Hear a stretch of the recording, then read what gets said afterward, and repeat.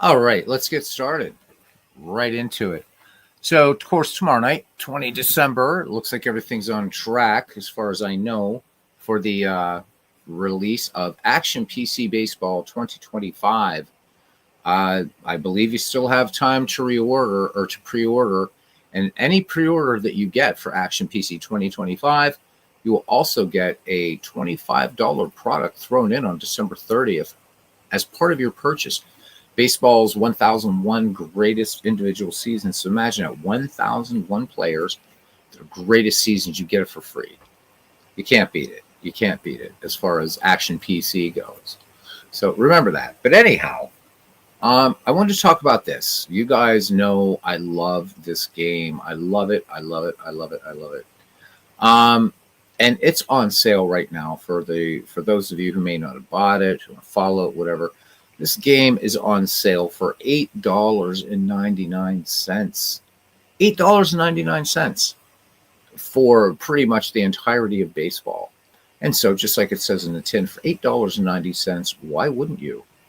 It's on sale, guys. I know there's a lot of hardcore cards and dice players out there. I know there's a lot of people out there that have the misconception that this game is not accurate, that this game is only good. One famous YouTuber says it's only good for fictional leagues, which I'm going to call bullshit on that one. And I think others would definitely agree with me on that. So that's bullshit. This game has added so much. This is probably the best edition of the game thus far. It keeps improving. And this year, it had by leaps and bounds. So, it's nice to roll cards and dice. It's nice to play a little single season replay. But here's a game that right now, this thing is a steal at its full price for $49.95. It does go on sale a couple times during the year. It's $8.99 right now. $8.99. And the things that you can do in this game, not only with a strong modding community, but even out of the box, what you can do, there's absolutely no other digital baseball game. There's no other baseball game out there, baseball sim, that can do what this does. And I love Action PC Baseball. We're going to be doing a virtual unboxing tomorrow night if Dave releases it. Baseball for Windows is an amazing game that in a lot of ways is ahead of its time. Digital Diamond Baseball is one of the greatest bargains out there for digital baseball gaming. Pocket Pennant Run. Craig's been pushing out great updates. What a fantastic game. Probably the other big bargain. So I would say the three, if you wanted a baseball sandbox, playground, whatever, this one's the king. This one's the king. There is no doubt about that. But Digital Diamond Baseball and Pocket Pennant Run certainly deserve to be counted among those as well. If Richard Dombrov ever comes out with another update to fix the baseball reference thing, I would include that. But right now I can't, because you can't do that. And unfortunately, if you own just the old version of Dombrov Baseball, you can't download those seasons if you buy the new one. It's kind of a drag. And the team import's a little clunky, but let's stay with this. So there's very little that you cannot do in this game. When you have great modders, we're going to get into a game here in a few minutes, but I really want to talk about this because I've, after talking a lot to Mike Garland, especially, and Mike Silva and I have had some great conversations about Out of the Park 25 in the past. Both Mikes have been longtime beta testers of this game. Mike Silva, of course, has graced us with these amazing ballparks that people are even using in other games, by the way, and also his great uniform mod. What Mike Garland's done with his integrated mod, classic MLB teams, decade teams. He has an all-time greatest franchise out there. And Mike and I, hopefully, after the new year, we're going to be doing a series of deep dives on this channel to get you not so afraid of Out of the Park Baseball 2025 or 25. It like its counterparts is a deep game. This is probably the deepest of all of them, but you can jump in this game and learn it in increments. And again, you get let's just forget everything else. You get the entire history, Major League Baseball from 1871 to 2023, 2024. I don't think you do 2024 yet. Let's see. I doubt it. But let's see. Yeah, so 2023. So they sometimes will release 2024 as a patch, but I think this time they're done. They are completely done patching up the game. So even so, it's here. So any season you run a replay, you do it with a little bit of work, and you want to get away from National League, American League, you can play the Federal League. You want to play some Toledo Mud Hens. You want to replay something from there. You can. Pacific Coast League. You can do it. Thanks to Mike Garland and his integrated mod, 212 Negro League players added in using Major League equivalencies. Do something where the color barrier never existed and watch the greats come to play. Watch Satchel Paige come in and pitch to Jimmy Fox, what have you. It's incredible. You want to do tournaments in this, you can do it. And Chris Slovak can show you a way to get past the 70-team tournament limit. Want to replay a World Series? You can do it. You want to just pit two teams against each other in baseball history? You can do it. And again, all the way up to 70 teams out of the box. If you buy it on Steam, you have workshop support, so it stays up to date automatically once you install. You do the install. There's no messing around with this game. It's the only text-based baseball sim that has the endorsement of Major League Baseball and the Major League Baseball Players Association, of course, minor league baseball as well. It's incredible. And of course, this year now a new partnership with the Hall of Fame. Deep game. But I think that a lot of people get afraid of it because there's a lot going on here under the hood. And for $50, normal price, but for $8.99, you're not going to get a better game. You really aren't for what this can do. You want to do career play. It's really excellent at career play. But it also has a new mode this year for strict replay. But it's done great replay in the past. I've mentioned that I've done some offline work on this and done some replays, and it's pretty wild. In fact, there's a function in Out of the Park Baseball that will allow you to track your replay against the actual season that you're replaying. So it's incredible. Hey, there's John. Yep, I'm trying to celebrate here and trying to get some of the people out there to pony up $8.99 to get what I believe is, and they bill it as such, and they're right, the Infinite Baseball Playground. It's here. It's here. And for $8.99, you can't buy a season of, well, I don't know what a season of Strat cards costs, what a season of Apple cards costs, and I'm not trying to convert people away from cards and dice, but rather to broaden your horizons a little bit. It's a beautiful game. Is it MLB The Show? No. Yeah, exactly. John, I agree with you. John, and this is a highlightable comment. He says this is the best baseball game out there. It is. It really is. And again, tomorrow night we're going to be doing a virtual unboxing of Action PC 2025. Action PC is a great game. It's a great game. So I'm not knocking it at all. I love it. I bought every season for the damn game, every major league season, and a bunch of their products. I never bought any minor league stuff because I'm not interested in minor league baseball to sim it. I'd rather just go watch the Harrisburg Senators play. But you go in here to new game, and this is insane. I mean, look at all the things that you can do. So you could play just, and again, if right now you could play with the right new standard game is the real 2024 Major League rosters. So you got it. Okay. Or Korean Baseball Association. Here, so you can play up to 2024. New historical game, play anything from 1871 to 2023. Custom game. This is the big one, man. This is awesome. This is where you can create this game. And John says he only plays Out of the Park in Action PC. So absolutely, impeccable taste. Dave Little, who we see all too seldom. Welcome in, my friend. I hope all is well with you, and I wish you and yours an early and very, very blessed Christmas, my friend. The custom game. Oh my God. Drive for the Pennant. This is new this year, and I'm hoping that what they'll do, what's fun about Drive for the Pennant is you play along with the current season, which of course now is past, But it will drop you into key situations. And why I like this for newcomers is this is a way to gently ease you in. So you're largely a GM, but then you'll get a message where you have to field manage. It might be that your team is down 2-1 going into the 8th inning. So what are you going to do?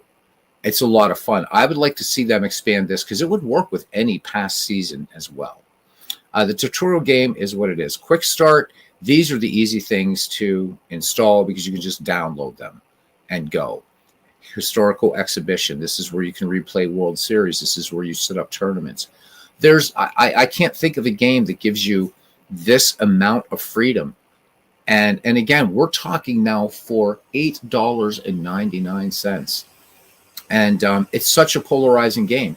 Again, there was one famous YouTuber here who said this is only good for using fictional players. It's like, okay, I don't know what game you've been playing. It's definitely not this one. Do you have to go in and work? Do you have to do some tweaking with this thing? Thank you, Dave. Yeah, you do.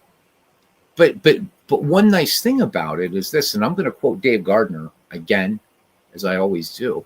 It doesn't matter when you start rolling the dice or you press the mouse button or whatever, it's already fictional. It's already an alternate universe, you might say.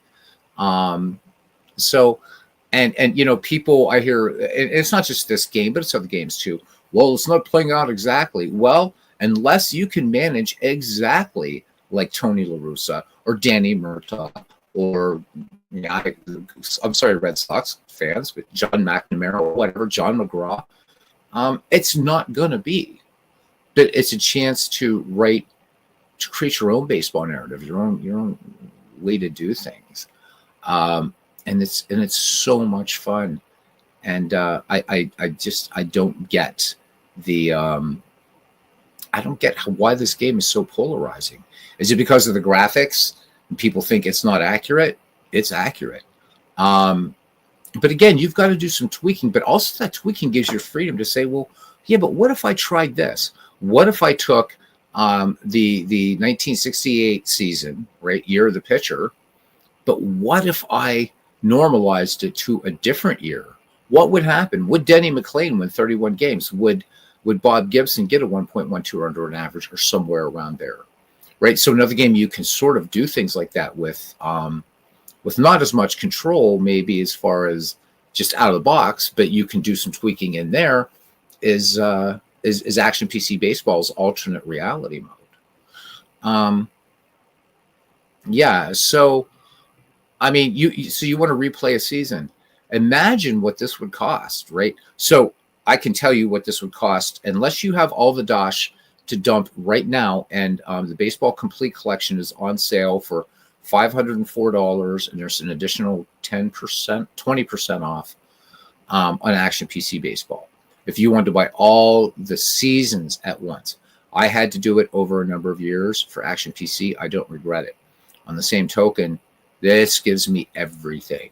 And again, I'm going to keep quoting this price, $8.99. So Dave has this on the tablet.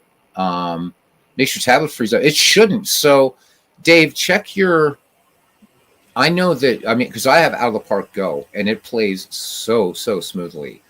What I've done, and I can't figure out how to stream from a tablet. Once I do, maybe I will show people Out of the Park Go. It's great. It's not free anymore, but for $29 for that game, you get every season from 1901 to present, what have you, and it's great. But check your usage, David. Make sure that you've got good enough hard drive space. Also check your just the specs, and I don't know whether you're using Android or an iPad. But what I did to make mine run really smoothly is first turn off fireworks after home runs. That's still a weird bug that they haven't fixed. I also keep and I have a pretty powerful Android tablet, but I don't need to see the audience or the crowd doing everything. So I've turned that to low, and I found that it actually plays. It just plays so beautifully smoothly. Is it as fully featured as this? No, but you know what? Out of the Park Go is great for doing a season replay on the go. You're going somewhere. I went to visit my folks this past summer, took my tablet with me, and was able to just, I'm doing the 1934 season on Out of the Park Go, and also 2015, and it was great. So that's as soon as I can figure out how to stream from Android, we'll do some Out of the Park Go on this channel. It's a great game. Okay, so you're low in memory resources.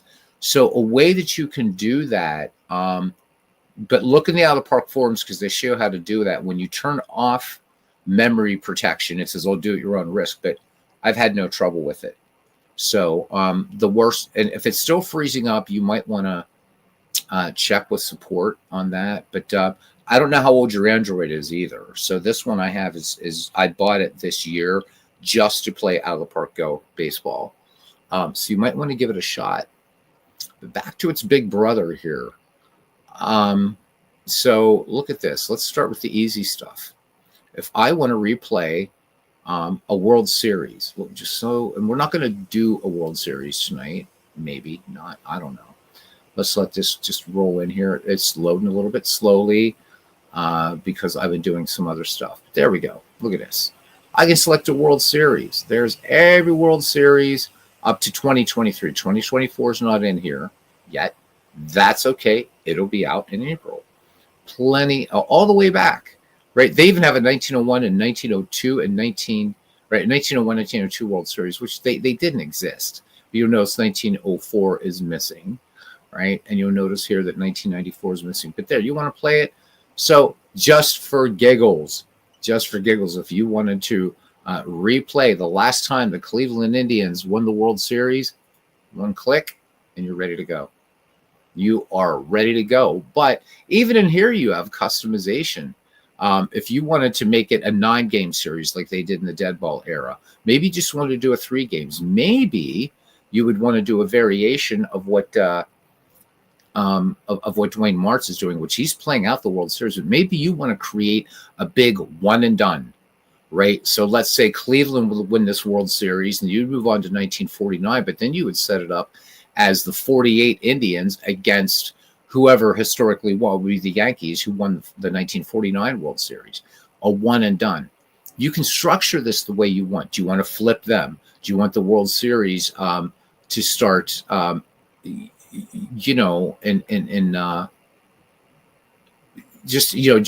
Boston? You can do that. You can set default modern era. Do you want to see how these teams would have played with default modern era? The more teams you pick, though, then you have even more settings within this tournament mode, which is really what this is. But as I said before, just out of the box, you can set up a 70-team tournament, but Chris Slovic has a way that you can completely eclipse that. So there's that. And you get a nice little recap of 1948, milestones, and everything like that. So who's elected to the Hall of Fame, and that year is Herb Pennick and Pie Traynor. I mean, a lot of love went into this. And I've been playing Out of the Park baseball since 1999, when it was a DOS-based game, and this was around the advent of the Sean Lemon database. And that changed everything. And you saw, that's when you really started seeing all kinds of these amazing baseball sims that were coming out. A couple years later after that, Pure Sim Baseball, which is available for free on the Discord, Strategy Baseball, its offshoot, other games like that, Baseball Mogul. So there's that. So you, even at this small level, you have so much customization. You want to set up a tournament, you can do it. It's simple. Look at this. So we want to do 10 teams. There we go. So we're going to have a 10-team tournament. All we have to do is we go by era, year, and team. Select what you want. And yes, you can change the name of the Guardians to the Indians. You want to do that? You can do that. It's so cool, right? So I haven't picked any other years yet, but you will see that the settings, as I pick more years, it will go to those league settings, which is really, really nice. Turn DH on, turn DH off, whatever you want. So matches can be configured in the next step. The order above is used for seeding.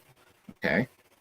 But again, this isn't going to be about how to set this up. I just want to show just how feature laden this game is. It's amazing because there are some of you that don't play this. Let's go back to new game again. Historical game. This is self-explanatory. I'm going to turn off challenge mode. There we go. You want to play, again, back to 1871 all the way up to modern times. So I know 1970s, 1980s baseball is really, really, really popular in this community. So we'll go to the baseball boom and we will pick, 1979. There we go. Again, there's your season recap, milestones, all that stuff. Now, do I want to do it as default mode? So here it says, meant for players who want historical accuracy with some flexibility.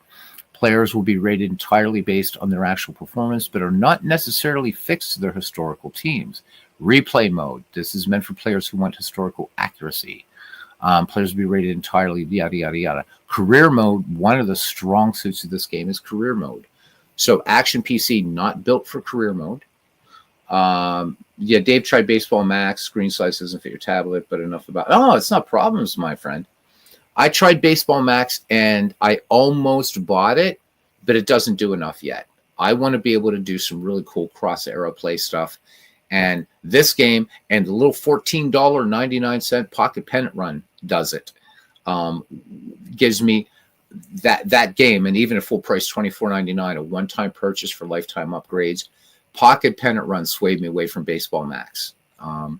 Baseball Max, hopefully, if Strat adds some more features to it, I probably will invest in it. So it's not bad. It's not bad at all. Random debut mode is really, really fun. So if you want to play some fantasy baseball, but using real players, here you go. The rosters and players in the game will pull from history. Some players may only debut later in their careers. This is nice because it adds. So there's different degrees of infinity. If you guys like to study like sort of mathematics and stuff like that. So this is like there's Aleph Null and there's Aleph Null 1 and whatever. So you might get Babe Ruth one time doing this, and you're going to get Babe Ruth maybe in 1934, but maybe you might get Babe Ruth in 1921. This is cool. Real players, they're going to debut. So right here, there's 4 game modes. Now we add in the tournaments. Now you've got 5 ways to play this game. Okay, but let's go back and we'll worry about advanced mode later. Okay, let's go back to new game again, right? Here's the real, for me, the real power of this game is the custom game. All right, so real world. Okay, select your league from one of the predefined world leagues. The players included in all, or the players included in all of these leagues are real. Fictional. This is the one that throws everybody off. This to me is the heart of out of the park baseball. But again, there's 3 more ways to play. All right. So historical, and here you can do all kinds of feeder leagues, stuff like that. You want to bring in minor leagues, things like that. All right. So there's another way to go into historical, more than just a straight up replay. But fictional, this is the paragraph a lot of people don't read. So a fictional league can have any structure you want. You can choose the number of sub-leagues, divisions, and teams, fictional or historical. That's important. Or select one of the real-world setups. Players are real, historical, or entirely fictional, created by the out-of-the-park generator. I'm not interested in fictional players, but you may also add minor leagues, select financial, schedule, blah, blah, blah. So we go to fictional. Let's just look at fictional. All right. So look at all the things you can do. If you just want to just work this way, you can have just 4 teams, and do this all the way up to 2 sub leagues, 4 divisions, these up to 40 teams. Configure this any way you want. All right. So just to make it short, we're not going to go through the whole thing. Let's just do, we're just going to do 1 league with 8 teams. All right. And there's just 1 division and the teams. Okay. And we just have team 1, team 3. We're not going to look at advanced mode yet. All right. Because I just want to show you how easy this is even without touching advanced mode. $8.99. Why wouldn't you? See, Aaron Reed. There we go. Pocket Pennant Run is not on tablet, Dave. Unfortunately, it is strictly a Windows product right now. But it's worth it, man. It's worth it. I mean, Dave, even if you have a potato PC, you can run the game. So something to think about. It's so the print and play PDF is $14.99. The physical game is $24.99. But whichever one you buy, the Pocket Pen it runs software is free, and that's the real beauty of that. And I've done a number of videos on what can be done with PPR, and it's incredible. Everything from playing the game to you can use it for what you want. It's incredible. So here you can do this. So let's say that you wanted to use real players, but fictional team names. You would have just a draft all over the place. Then don't even touch these and just go to next step, right? So that way you can set up an inaugural draft. But if you want to actually create your own sort of fictional league using, so where this is different than tournament mode is kind of almost a separate game that you're just setting up these teams and you're going to decide how many games you're going to play. This is if you wanted to play a whole season and you wanted to pick just 10 teams and play them. Well, if I go to historical team selection, now I go back to this. Okay, I can set up its name, everything. I can select any team from 1871 all the way up to 2023. It's all there. Okay, so maybe since Dave Little's here, we're gonna have to do the obvious here. All right, I could even pick the 1976 Reds. Why the hell not? So there we go. 1976 Reds, or 75 Reds. They're going to be in here. Okay. Again, how easy? We mentioned the 1948 Indians. Well, let's have a little bit of Ohio rivalry here. All right, and again, you can change that name. Simple enough. So I think you guys are getting the idea here. Let's put in. Let's throw in a clunker here, something that'll throw everybody off. Or throw off this league. Let's put in the Chicago Cubs. They were a power in 1906, right? Of course, we have to pick a Yankees team, so we will. And let's put in the 1936 Yankees. So you're getting an idea of how easy this is to do. Let's throw in, since Robert is doing a 1983 replay, let's put in 1983 Orioles. Why not? Where'd they go? Now, what's cool about this, what is really cool about this is that let's say you set this up, you can have these team names and all the players are going to be assigned to their proper rosters. But if you want to think outside the box, right, you could dump all of these players into a draft pool and redraft everybody. So you might have Pete Rose playing for Cleveland, right? You could have Ken Keltner from the 1948 Indians playing with some players from the 1960s. You don't know, right? And if you play in commissioner mode, that's even more possibilities. This game is about possibilities. Let's pick a couple more teams here. I'm not a big Braves fan, but for our good friend Dwayne Martz, we'll throw the 96 Braves in here. Or 95 Braves, 95 Braves. So let's put them in here. There we go. Everything's split up into American National League. All right. We need a White Sox team in here. So what about those 59 Go-Go Sox? Let's play the 59 Go-Go Sox. Boom. There we go. I love this because of the freedom I have to do what I want and without having to buy a ton of seasons or whatever, because I know people say, oh, you're a cheap bastard, aren't you?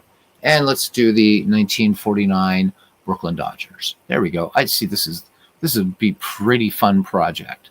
Okay. We can just call this whatever. We'll do this. We'll call them Really Good Teams League, right? Yeah. I mean, what an understatement. Okay. Really Good Teams League, right? And yeah, RGT, whatever. I'm going to get rid of this after this stream anyhow. Okay. So if you want to just switch back and say, you know what? I really don't want, I want to go back to the name editor. Fine. I'm not going to. Again, staying away from advanced modes. Let's go to the next step. Okay. I'm not going to add any minor leagues, anything like that. And always remember when you type in something, hit enter. And then, all right, let's do this next step. So we're going to be editing teams and stuff. So right now it's pulling stuff together, doing its magic. Here we go. Now look at this. We can set it here. So in tournament mode, if you guys remember when I said the more teams that you add, right, then you can select settings from that year. But from here, I've picked teams from all over. So this can default to 2024 if you just want to play. But let's say I wanted to see how everybody would play, and I wanted some really good offense. Maybe I want to normalize things to 1930. How about that? Okay, I can automatically adjust league strategy when advancing to new year. I'm going to leave that unchecked. I'm not going to hold. We are going to inaugurate draft. I don't want to randomly assign players to all teams. We're going to do that. These players will go on to their teams where they're supposed to. Schedule settings, set them up. So this game's going to start in 1930, April 1st, but I can pick whenever it wants. But we'll just say April Fool's Day. But I want it to be 154 games. I want it to be 154 games because these guys, they work hard enough. All right. I can make it 80 games if I want. Typical series game, I'm going to leave it 3 games. Boom, let's go. All right, we're going to just set up our accuracy here for scouting. And I want scouting accuracy to be 100%. Again, you can do what you want. That's the beauty of this game. All right, I don't use base gen. I don't like it. I'm going to leave this checked, automatic evolution. Click next, new game. Really good teams. I mean, you just follow these, and again, we haven't touched advanced mode. We'll look at it in a minute. Auto save. Yeah, once a year is fine. I always play manager and commissioner mode and cannot be fired. I don't mess with GM. I don't really care about that stuff. I don't use trading mode, trading reputation. Apparently, I was born on March 17th, 1862. Love it. I'll take it. All right, and now it's going to pull everything together. $8.99. $8.99. Now, with this, I will say you do have to do a little bit of work, which is okay, because you'll notice here these are not. Wow, I didn't even put a pirate team in here. Holy hell! Anyhow, I'm going to take I love the Brooklyn Dodgers, 1949. So that's who I'm going to start with. Okay. There we go. All right, let's start the game. So really all you're going to have to do is fix logos. It's that simple. You can fix uniforms as well. For some reason, when you do these, the fictional is not reading that. If you do a season replay, you don't have to fix logos. But fixing logos is pretty simple. But right here, right, we're ready to go. So we're going to go and we're going to finish today. All right. And then we've got to go to RGT. Give me a sec here, guys. So I show you. Now, again, now you are getting into deeper. And again, we haven't gotten into the crazy stuff yet. Let's just go ahead and go to it's just playing. It's playing. I've received a personal message. Rally guys, my team. Blah blah blah blah blah blah blah. So Pete Rose is talking to me here. So I can go here and I can go to manager options, and I can exit auto. I'm going to turn off all this exit autoplay stuff. I don't really care about that. Okay. So I want to go ahead and play till opening day. All right. Let's go to opening day. And now it'll just do its thing. And I didn't even, there's no thought of it put into this. I just created something. So imagine the things that you might have wanted to do. All right. So we're here. Okay. We are here. I wanted to show you guys just very, very quickly. Let's go to home screen. And let's go to Cleveland Guardians because they weren't the Guardians in 1948. All right. So here we go, settings. And we're going to type Indians and hit enter. Now they're the Cleveland Indians. All right, not going to go through the whole thing, but I do want to modify logos and things like that. So again, thanks to Mike Silva. All right, so we're going to change this up a little bit. We certainly don't want this, and it's not going to auto load. So we're just going to select, and that's cool. All right, and we're going to do Cleveland 1948, and I have to go up to a different drive. This is something you don't have. I just have so many versions of this. All right, let's go up to C, and where are you? New folder, cancel. Give me a sec here. Up, yeah, C, where are you? This is D. I don't want D. Hold on. Oops. Well, there we go. There's where all our logos are set. Anyhow, deprogram files, and they're the out of the park 24. I never migrated everything over. Isn't that kind of funny? All right, and that's why I've never had this. Let me cancel this and go back again. This is my fault. All right, yeah, we go out of the park. There we go.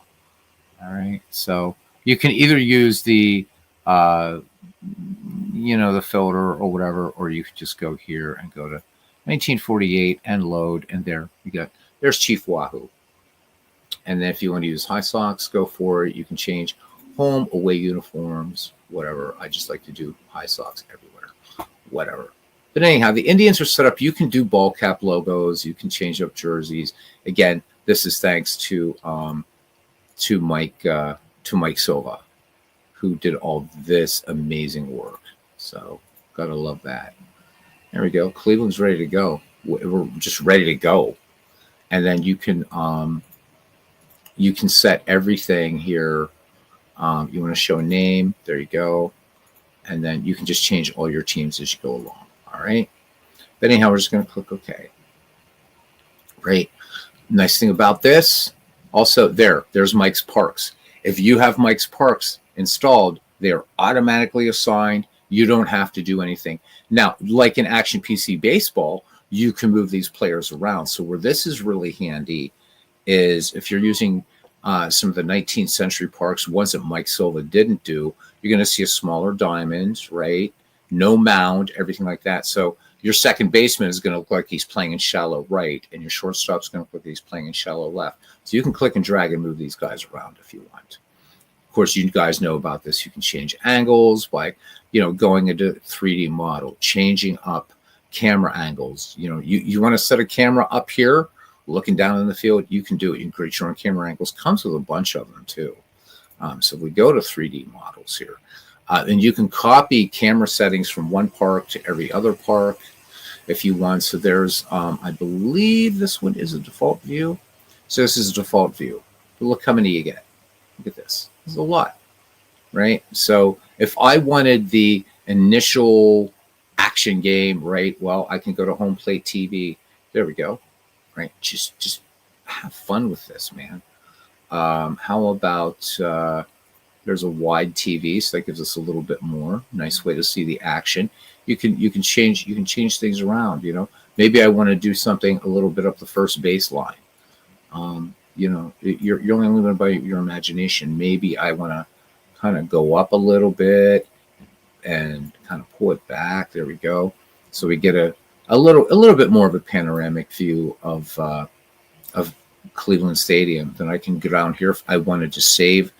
If I can create this I can just save cam, and I can either create new and it will remember this, and I give it a name, or just update current. I'm not going to do either right now. But this game's ready to play. It is ready to go right now, right? So we go to the team home screen. I'm not going to change again everything, right? Look at this. We can go to our lineups. And then what I can do here is I can go to actions, and I can ask for the AI to do everything for the lineups if I want, what have you. This is just however you want to do it is up to you. Oops, what am I doing here? I haven't set up my coaches yet and stuff like that. But anyhow, you can set your lineups, whatever. And this is here we go. So what this has done, though, because I didn't do the inaugural draft, is this actually isn't the 1949. So I read through quickly. This isn't the 1949 Brooklyn Dodgers, as you can see. There's players from all over the place here. So Jackie Robinson is there, but Joe Tinker wasn't a Dodger. So even by that happy accident, look at this. I've got this mix of players, and I don't know what they're going to do. And even at this late date, if I want to change the name and don't call them Dodgers anymore, I can do that. But this game is ready to play in an alternate universe. Player development. This is the only game I know of that has this. It's the only one that I know this. So let's look at a player. Let's go back to home, and let's pick let's do meet the team, and let's look at well, I don't know, Johnny Bench. There we go. There's Johnny Bench. All right, so if we go to player development, there we go. I can have Johnny Bench, right? Here's all his ratings, but if I want Johnny Bench to improve in certain areas, this works on a sort of allocation system if you're familiar with an RPG. So again, choices upon choices upon choices upon choices. So looking down here, we can see that his running speed is a little meh. Well, maybe I want to work on his running. So, but I've got to take something away. You can't make a super player in here. So, where's Johnny Bench really strong? Let's look. He's a strong catcher, right? But I want him to avoid Ks, right? Let's say, or whatever. Contact. Let's bring up his contact. So that's going to be his I, but I have to bring something down to do that. So we can afford to shave a little off the defense because he's already a hell of a catcher. Let's bring this down. All right. And let's bring his I rating up. See? So what will happen now is he will work with the coaching staff to improve his batting eye, whatever. Maybe I want him to be more of a gap hitter.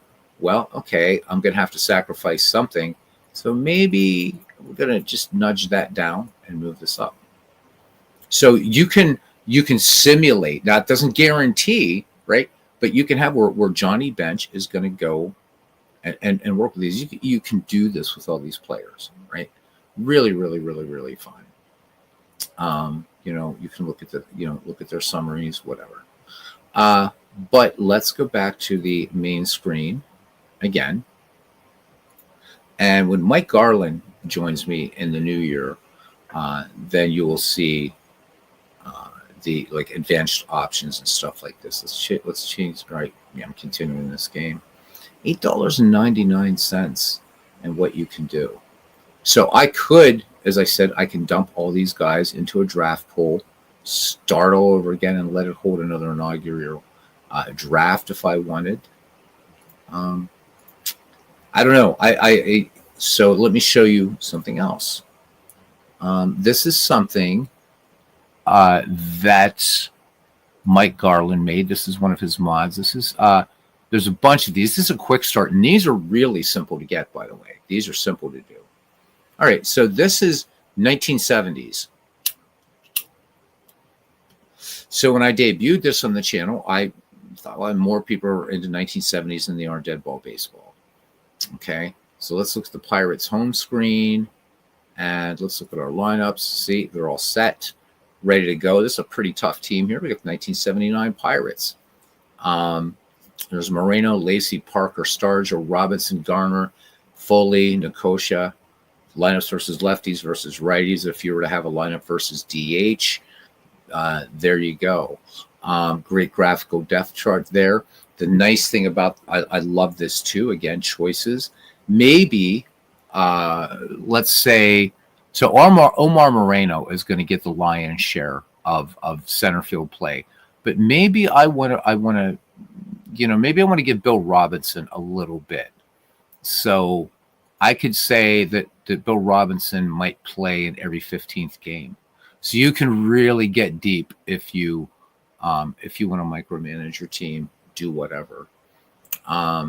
Strategy, which is really, really nice. So this is again, all these choices.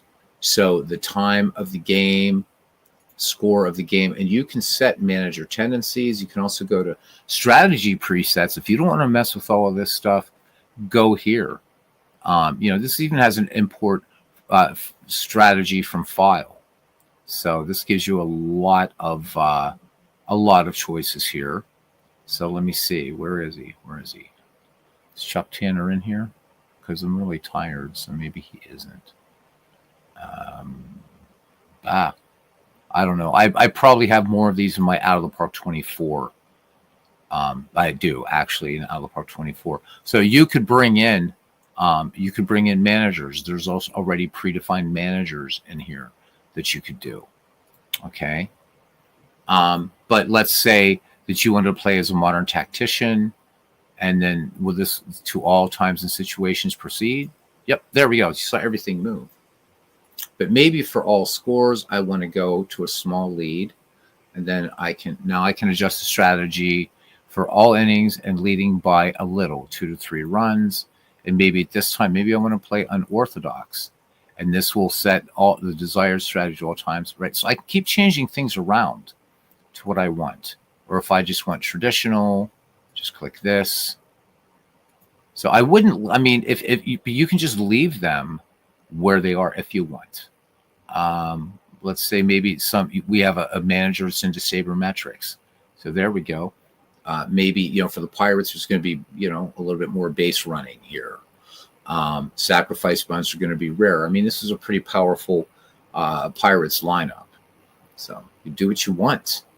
But here's the beauty, is the player strategy. So let's get on to Mike Easler. Okay, so if I go to Easler, I can set individual strategy for Mike Easler, how I want him to be used. So maybe I don't. So we have Mike Easler never stealing bases, or he's about in the middle. Well, maybe I don't want that. So I can slide this down, or I can slide it up, right? I can make Mike Easler kind of what I want him to do. I can ask the AI to set strategy. I can do actions, which is something completely different. You can edit players, of course, including his nickname, things like that. Picture functions, import photo file. A lot of depth here. Look at his real life stats. Well, guess what? You've got, you have Baseball Reference here. Basic stats, batting stats, his expanding stats, and basic batting stats. You got that, right? Of course, what's nice is, just you got everything so nicely laid out here. If we go to MLB and we go to league history, go to history index, then we have, so for the previous year, or we have 1975 in here for whatever, but for playing, and I'll show you this in another league, but this hasn't started yet. So this is pretty much, again, this is a quick start. So another way to play the games is a quick start. So you can see here, we've just played one game. Yankees beat the Orioles. There's just a lot of baseball to play right here. And this is just the 70s. So let me show you this. File. Let's go to Out of the Park start screen, and let me show you quick starts, because they're nice. Really, really nice. And this is where you find Mike Garland's classic. There you go. So classic Major League Baseball. I already did the 70s, but you want to play really ultra-modern baseball, it's there. You want to play back in the 1920s, it's all there, okay? And all you do with a quick start is you just click on it, give it a new name, and load it. That's it. There's lots of quick starts out there in the Out of the Park forums that you can get, so you don't even have to subscribe. So we haven't even touched on advanced mode, but I know there are people in this community that just have misconceptions about this game, and I hope that Mike Garland will be very helpful in kind of dispelling a lot of the myths about Out of the Park baseball and really what it's capable of. It's not this shallow baseball simulation. It's deep.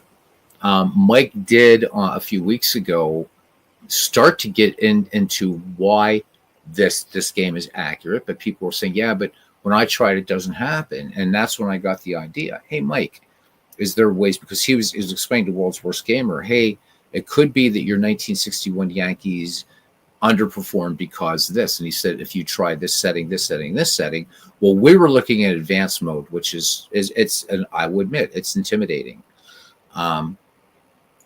But you don't have to dive in. I mean, when you first learn to swim, I know that they throw you in the deep end, but that's probably not smart. You can play this game just as easy as you want. Click here, replay a season. Want to replay a World Series? There you go. You want to get deep? Go to the custom game. All right. $8.99. This is on sale on Steam. It's also on sale. But let's look at advanced mode, because advanced mode here, this is where you're going to start setting up all your rules, your financials, everything like that. And if we were to start setting up something like here, let's just say, what is the date today? So test 12/19. So we'll just do this test 1/2/19. Okay. And then we're going to add a new league from here. And we can add a historical league, a default fictional league, or we can use the league creation wizard from here. So now we're in advanced settings. So let's just do a historical league. Okay. And then we're just going to go in to the historical database.odb, right? Boom, and confirm. So now we can enter a year for the season, and then all of these we can do real stats, player base potential ratings on. You can do peak seasons of career totals, remaining peak seasons, or peak seasons of career. So peak seasons of career is going to be a lot like the baseball history collection, okay, as the league is evolving. Okay, real nice. And then if you want to base your fielding ratings, pitchers stamina on a 3-year period, on an imported season, or the player's entire career, I wouldn't suggest using the entire career. Real left-right splits where they're available, they're going to come in. These things, if you change these things, you do got to change these things by this factor. So this would be 600. This would be 150. If you want to leave this at, you can just leave it alone. If not, it's up to you. It is all up to you. All right. I don't even know what we're going to get here. Let's just go ahead and import this league up to 1979. Okay. And let's let it do its thing. Again, you don't have to even touch this, but I do want to show you how deep this goes, just so you can see what you get for $8.99 versus that, $35 set of strat cards. It doesn't even have all the players. Again, I get it if you roll dice, but why not? I mean, if there's something where you just want to sit back and like, you know what, I want to experiment. I want to try some what ifs, and I'm not wealthy, and I can't, I can't afford to buy every season that Strat has or APA has or whatever. Okay, you don't have to do that. I mean, you've got. So there you go, right? We've got all the teams. I can edit any of these teams, right? But notice it brings in the Indians right away. Isn't that nice? You don't even have to change it. They're here. Rules. Okay, there's all these rules. Do I want to set my roster size? I can set my roster size up to 50 players. This is a way for you to just really have fun. Do you want to have do you want to have the designated hitter? You can. You go to these options. I can randomize all these cities, all these team nicknames. I can add a minor league. I can add a feeder league. So I can add all levels of minor leagues. I can just add just AAA if I want to.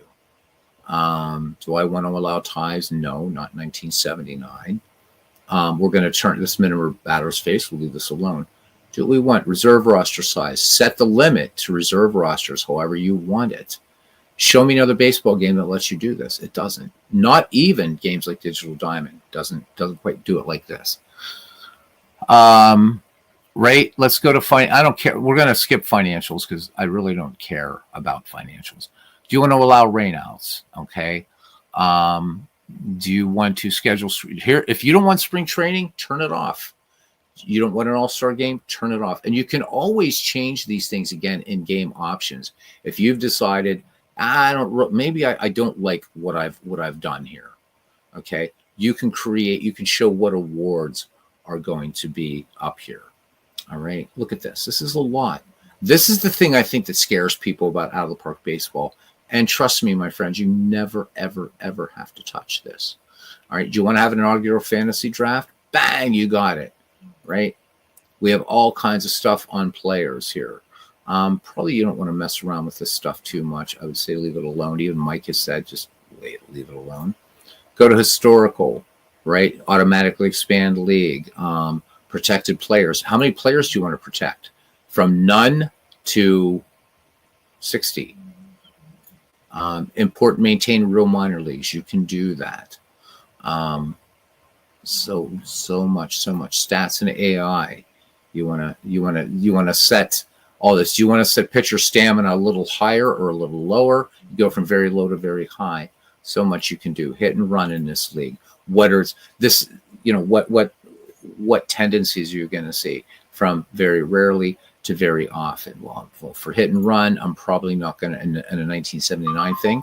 Probably not going to mess with that, guys. I'm going to put this on a quick pause. I'll be right back. Actually, you know what? I'm just going to let it go because we're doing important baseball stuff here. So, hey, there's Sean. An early Merry Christmas to you, my friend. So it's all here. Then, of course, there's more settings. There's more settings. This is, again, where you can set that scouting accuracy all from here. Okay. And, of course, then there's more advanced settings. $8.99. And you have an incredible baseball playground that you can just go for. So, and we could create this theme and ready to go. We just create it and go. Start game. We'll just start game in 1979. Boom. I don't know what we're going to get, but we're going to manage the Pittsburgh Pirates. And again, I'm just going to be a manager. I'm manager mode. Yeah, blah, blah, blah. But playing commissioner mode, because then you can really do everything. All right. We're going to let it do what it's doing. So, you're dancing that ringtone. How about it? Yeah, there you go. Gotta love the ringtone. Huh? I gotta change that. But so I think we are ready to go with this one. Now, advanced settings. And here we already have Bill Gullickson versus Burt Blyleven. So we didn't really change much of everything, but we have 1979. Just it's ready to rock. It's ready to rock. If we go here to our scores, we can look. We don't have anything scheduled because I should have turned off spring training. I didn't. So let's see if this stops me. I've got to fix the manager thing. So if you want to do a straight up season replay in out of the park baseball, just pick historical league and go. If you want, and we didn't do it, but if you wanted to bring in, okay, I want to bring in a minor league schedule or whatever, I can do that. Okay. Let me see. Play until next game. Okay. And I think this thing is probably still, let me make sure my manager options there. I got to do this, do this, do this, do this, do this. Okay. Play. Until we're just going to play game versus Montreal. Okay, so there we go. And we could start a game right now. And this would be a fine game to do, actually, between the Montreal Expos and Pittsburgh Pirates. I haven't uploaded or updated my picture file in 3,000 years. But let's do a game. Why not? We're already in here.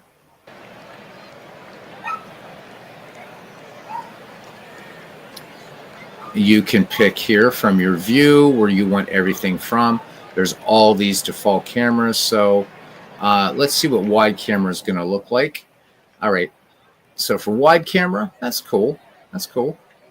And for the initial pitch, it's going to look nice. Let's see, action camera.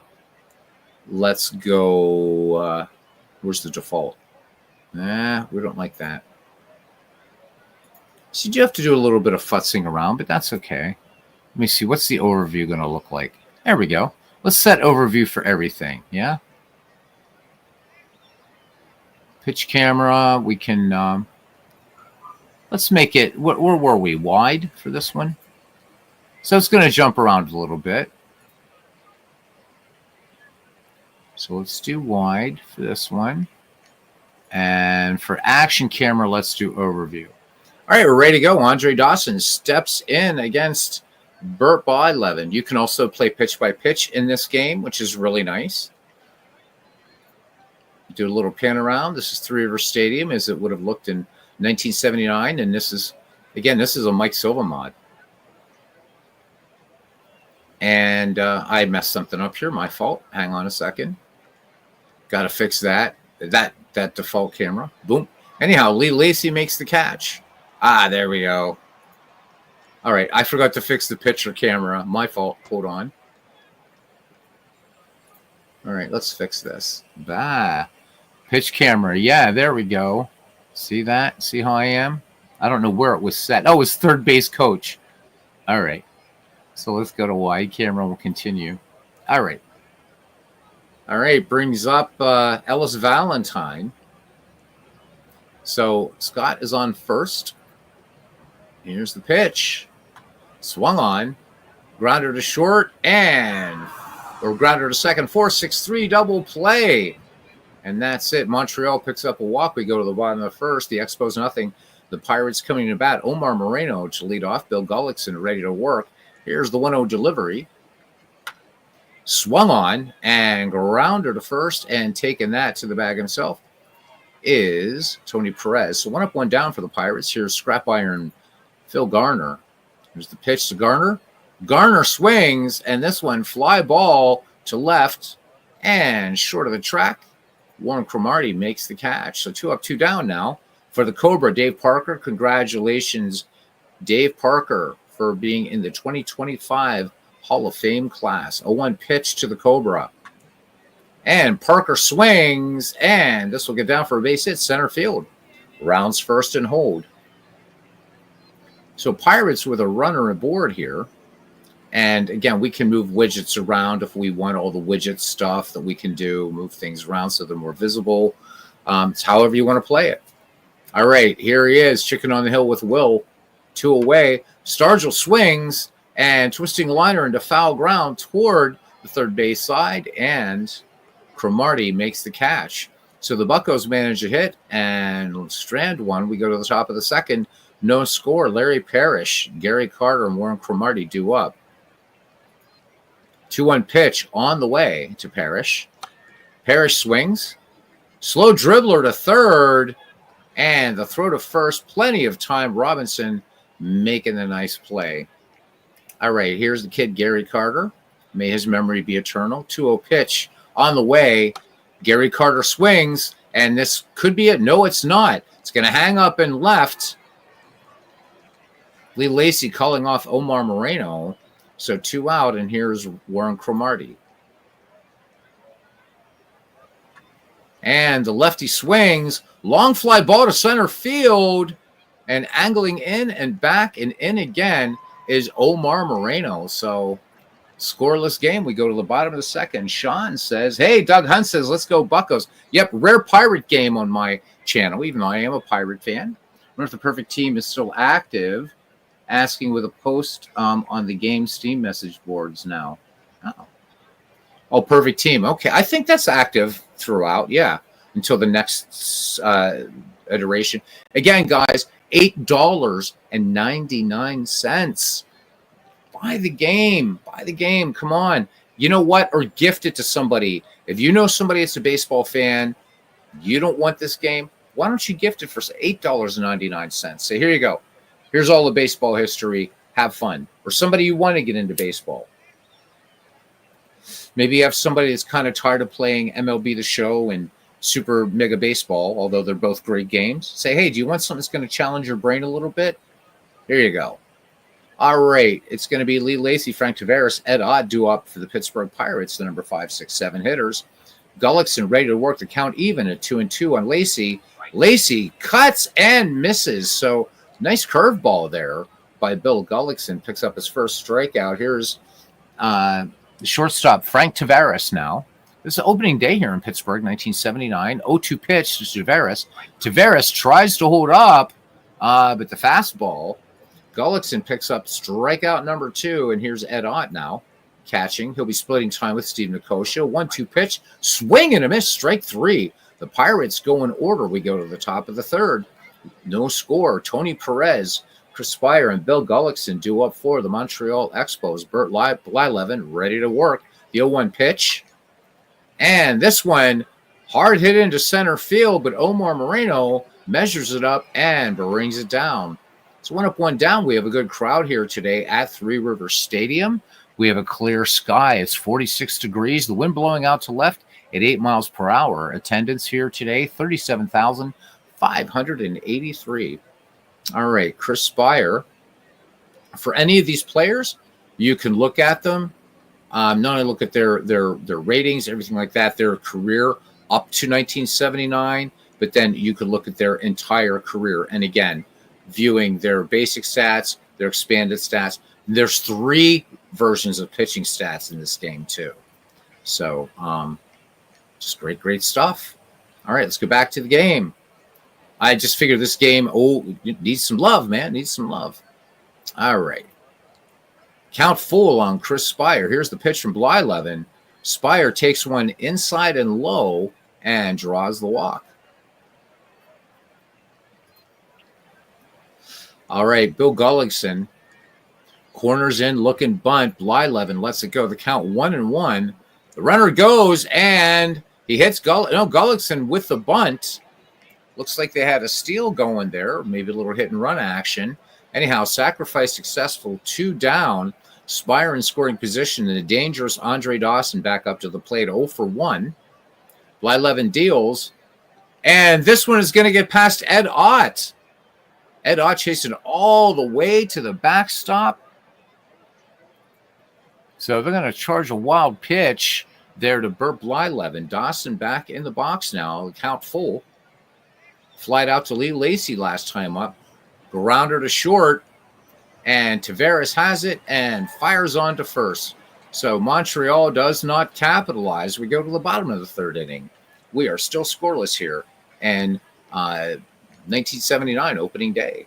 As Doug Hunt says, his favorite Pirates team, 1979, 1925. The 1925 Pirate team's a strange bird, isn't it? It's interesting because those guys, there wasn't like a real team chemistry, but and some of them really didn't get along with one another, but ended up winning the world championship. So I'd like to do something with the 1925 Pirates. And for those of you who would also like to do that, wow, for $8.99, you can. All right, here's Bill Robinson, followed by Bert Blyleven, and back at the top of the order, and Omar Moreno. Gullickson has fan 3 in this game. Here's the 0-1 pitch. Swung on, and this one a big league pop-up, right-hand side. And waiting for that to come down. And making the catch is Rodney Scott. So 1 away, Bert Blyleven up there now. Count full on Blyleven. Blyleven swinging away and swings through the curveball there. Nice one by Bill Gullickson to pick up strikeout number 4. It's the We Are Family Pirates versus the Montreal Expos. Back at the top of the order, Omar Moreno, 0 for 1. Only been 1 hit in this ball game, and that by the Pittsburgh Pirates. Here's the 0-1 pitch. Moreno swings, dribbler back to the mound. Not a problem for Gullickson. He will retire the speedy Omar Moreno. No runs, no hits, no errors. We go to the top of the 4th. We are still scoreless. And Doug Hunt says that he's playing the 1925 Pirates with pocket pennant run. What a great game it is. So, Doug, are you playing pocket pennant run using advanced rules or basic rules? All right, Rodney Scott, Ellis Valentine, and Lance Parrish due up. Is it Lance Parrish or Larry? Which I always get it's Larry Parrish. I always get my Parishes mixed up. All right. Blyleven deals. The count full on Scott. Oh, looked at it. called. Third strike. So nice fastball there by Bert Blyleven. So picks up strikeout number 1. And here's Ellis Valentine. Count full on him. So Blyleven's been behind hitters. Oh, but this one catching the outside corner. Beautiful, beautiful fastball there by Blyleven. So he's going to try to get the trifecta if he can strike out Larry Parrish. 1-0 pitch, not going to happen. Parrish swings, grounder to Taveras. Taveras gloves it in plenty of time. And side retired. 1-2-3, go the Expos. We go to the bottom of the 4th. No score. So you're playing advanced rules. Awesome. I can't go back to basic in that game now. It's so much fun playing the advanced rules. By the way, we've been talking the other thing with Action PC Baseball. Let's change something up here a little bit. Let's go to options. Actually, we'll do it a little bit differently. Let's go to, how do I want to do this? I want to go to, what do I want to do here?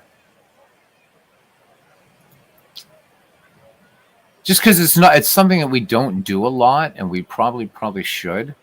So let's go to game options, and let's go ahead and manage the Pirates for shits and giggles, because I do want you to see that the nice managing options that you have. All right.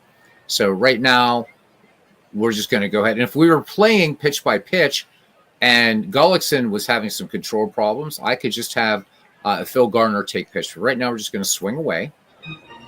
Here's the pitch to Scrap Iron, 1-0, and twisting foul, first base side. But there to make the catch is Tony Perez. So 1 away now for the Cobra, Dave Parker. Gullickson ready to deal to Parker. Here it comes, and Parker lines this one, center field, second base hit for the Pittsburgh Pirates in this game. Parker making the wide turn at first. Now you can see more things are opening up here. Okay. But if I want to look at Parker, again, I should probably move this out of the way, but we're going to go ahead and look at Parker. And normally at a glance, if I didn't have that widget in the way, I would be able to see what kind of speed Dave Parker has. But I could just look here. I can see he has a pretty good stealing ability here, pretty good stealing speed, but it breaks it down into aggressiveness as well. Pretty nice. Now, I don't want to take the bat out of Willie Stargell's hands, not yet. So I'm not going to. In Willie Stargell, you can see here low contact numbers. I'm probably not going to try hitting around with Willie Stargell. So we're going to go ahead and let Willie swing away. 1-1 pitch. Stargell swings, and it's all a moot point. Foul ball, left-hand side. And Larry Parrish makes the catch. Now, if you play this in pitch-by-pitch mode, those foul balls will sometimes be dropped. Sometimes they'll bounce into the seats. If you play in a bat mode, if you see a foul ball, it's out 99.9% of the time. All right, Lee Lacy up. We're going to go ahead and just go back to batter by batter. Just wanted you to see that that you can have the AI manage both teams, or you can manage both teams, what have you. All right, here's Lee Lacy. Here's the 0-1 pitch. And this one is going to be a wild pitch.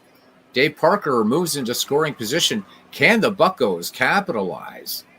Count full on Lacy. Lee Lacy takes ball 4 inside. Changeup missing there by Gullickson.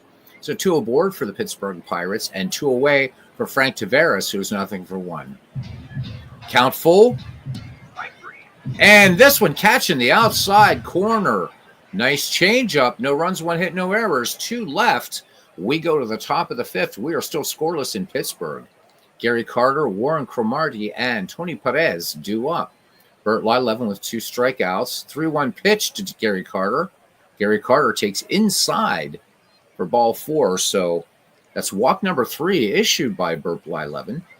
First Dutchman in the Hall of Fame, by the way. All right, here's Warren Cromartie now, 0 for 1. Cromartie bunts this one down the third base line. They're going to go to first. So Gary Carter moves into scoring position. Dan Burke says, you talked me into it, Beatles. I will give Out of the Park a try. Yeah, Silvum's Park. So if Mike Silva's. So Dan, if you get this in Steam, subscribe to the mod, and then you go in and actually install it from the Out of the Park main screen, and you are ready to go. So yeah, this is one of Mike's ballparks. Mike's done every ballpark from 1901 to present. He's done a few 19th century parks. If you also install Garland's integrated mod, you'll get a ton of 19th century parks as well. So, my favorite Irishman, Mike, I've been giving you a lot of love tonight, doing a lot of celebration here about asking people for $9, $8.99. Why wouldn't you buy this? I did answer you, and I gave you my Steam name, man, so hopefully you got that. But if you feel like coming on, talking about some out of the park baseball, I'm just being a snake oil salesman here tonight because I think it's worth it. All right, here's Tony Perez now. And again, there's only one crooked number up there on the line score. So Gary Carter at second, one down here in 1979. 2-2 pitch. Tony Perez swings. This is going to be grounded to Garner. Garner to Stargell in the 5-3 putout. Gary Carter will move to third on the play, and here's Chris Spire now. Here's the pitch. And they're going to give Spire a free pass. How about it? All right, and to get to Bill Gullickson. Behind him, Bill Gullickson, 3-2. Here's the pitch. Flare out to right field, but that's going to hang up for the Cobra to make the catch. 2 walks in the inning. They do not capitalize. We go to the bottom of the 5th, and it is still scoreless. So, Mike, one of the things I was addressing, and hopefully you will do this when we can do some deep dives, but if you ever want to talk about it, is the misconception that somehow this game is not accurate. And there's even one famous YouTuber who said, and I already called bullshit earlier in the broadcast about this, that said out of the park baseball is only good for playing with fictional players. And I thought I was going to have an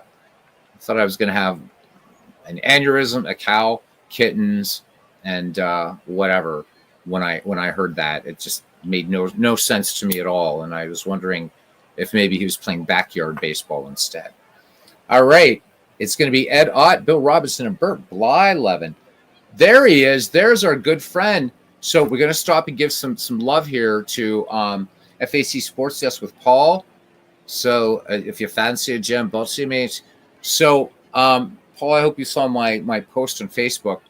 Pocket pennant run has been growing by leaps and bounds. And while we always thank Craig Harris and Matt McKeever for such a great game, Paul Fay has been just assiduously, he's been beta testing Pocket Pennant Run, and I'll tell you what it's becoming such a great game. And Paul, I want to tell you now that you can hear my voice telling you that you are part of why Pocket Pennant Run is, becoming a top tier game. It really, really is.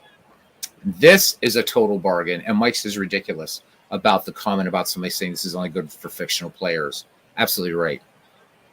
All right, here's Ed Ott to lead things off for the Pittsburgh Pirates, followed by Bill Robinson and Bert Blyleven. So far, Bill Gullickson pitching. They're both pitching a hell of a game. Gullickson with 5 Ks and a walk through 4.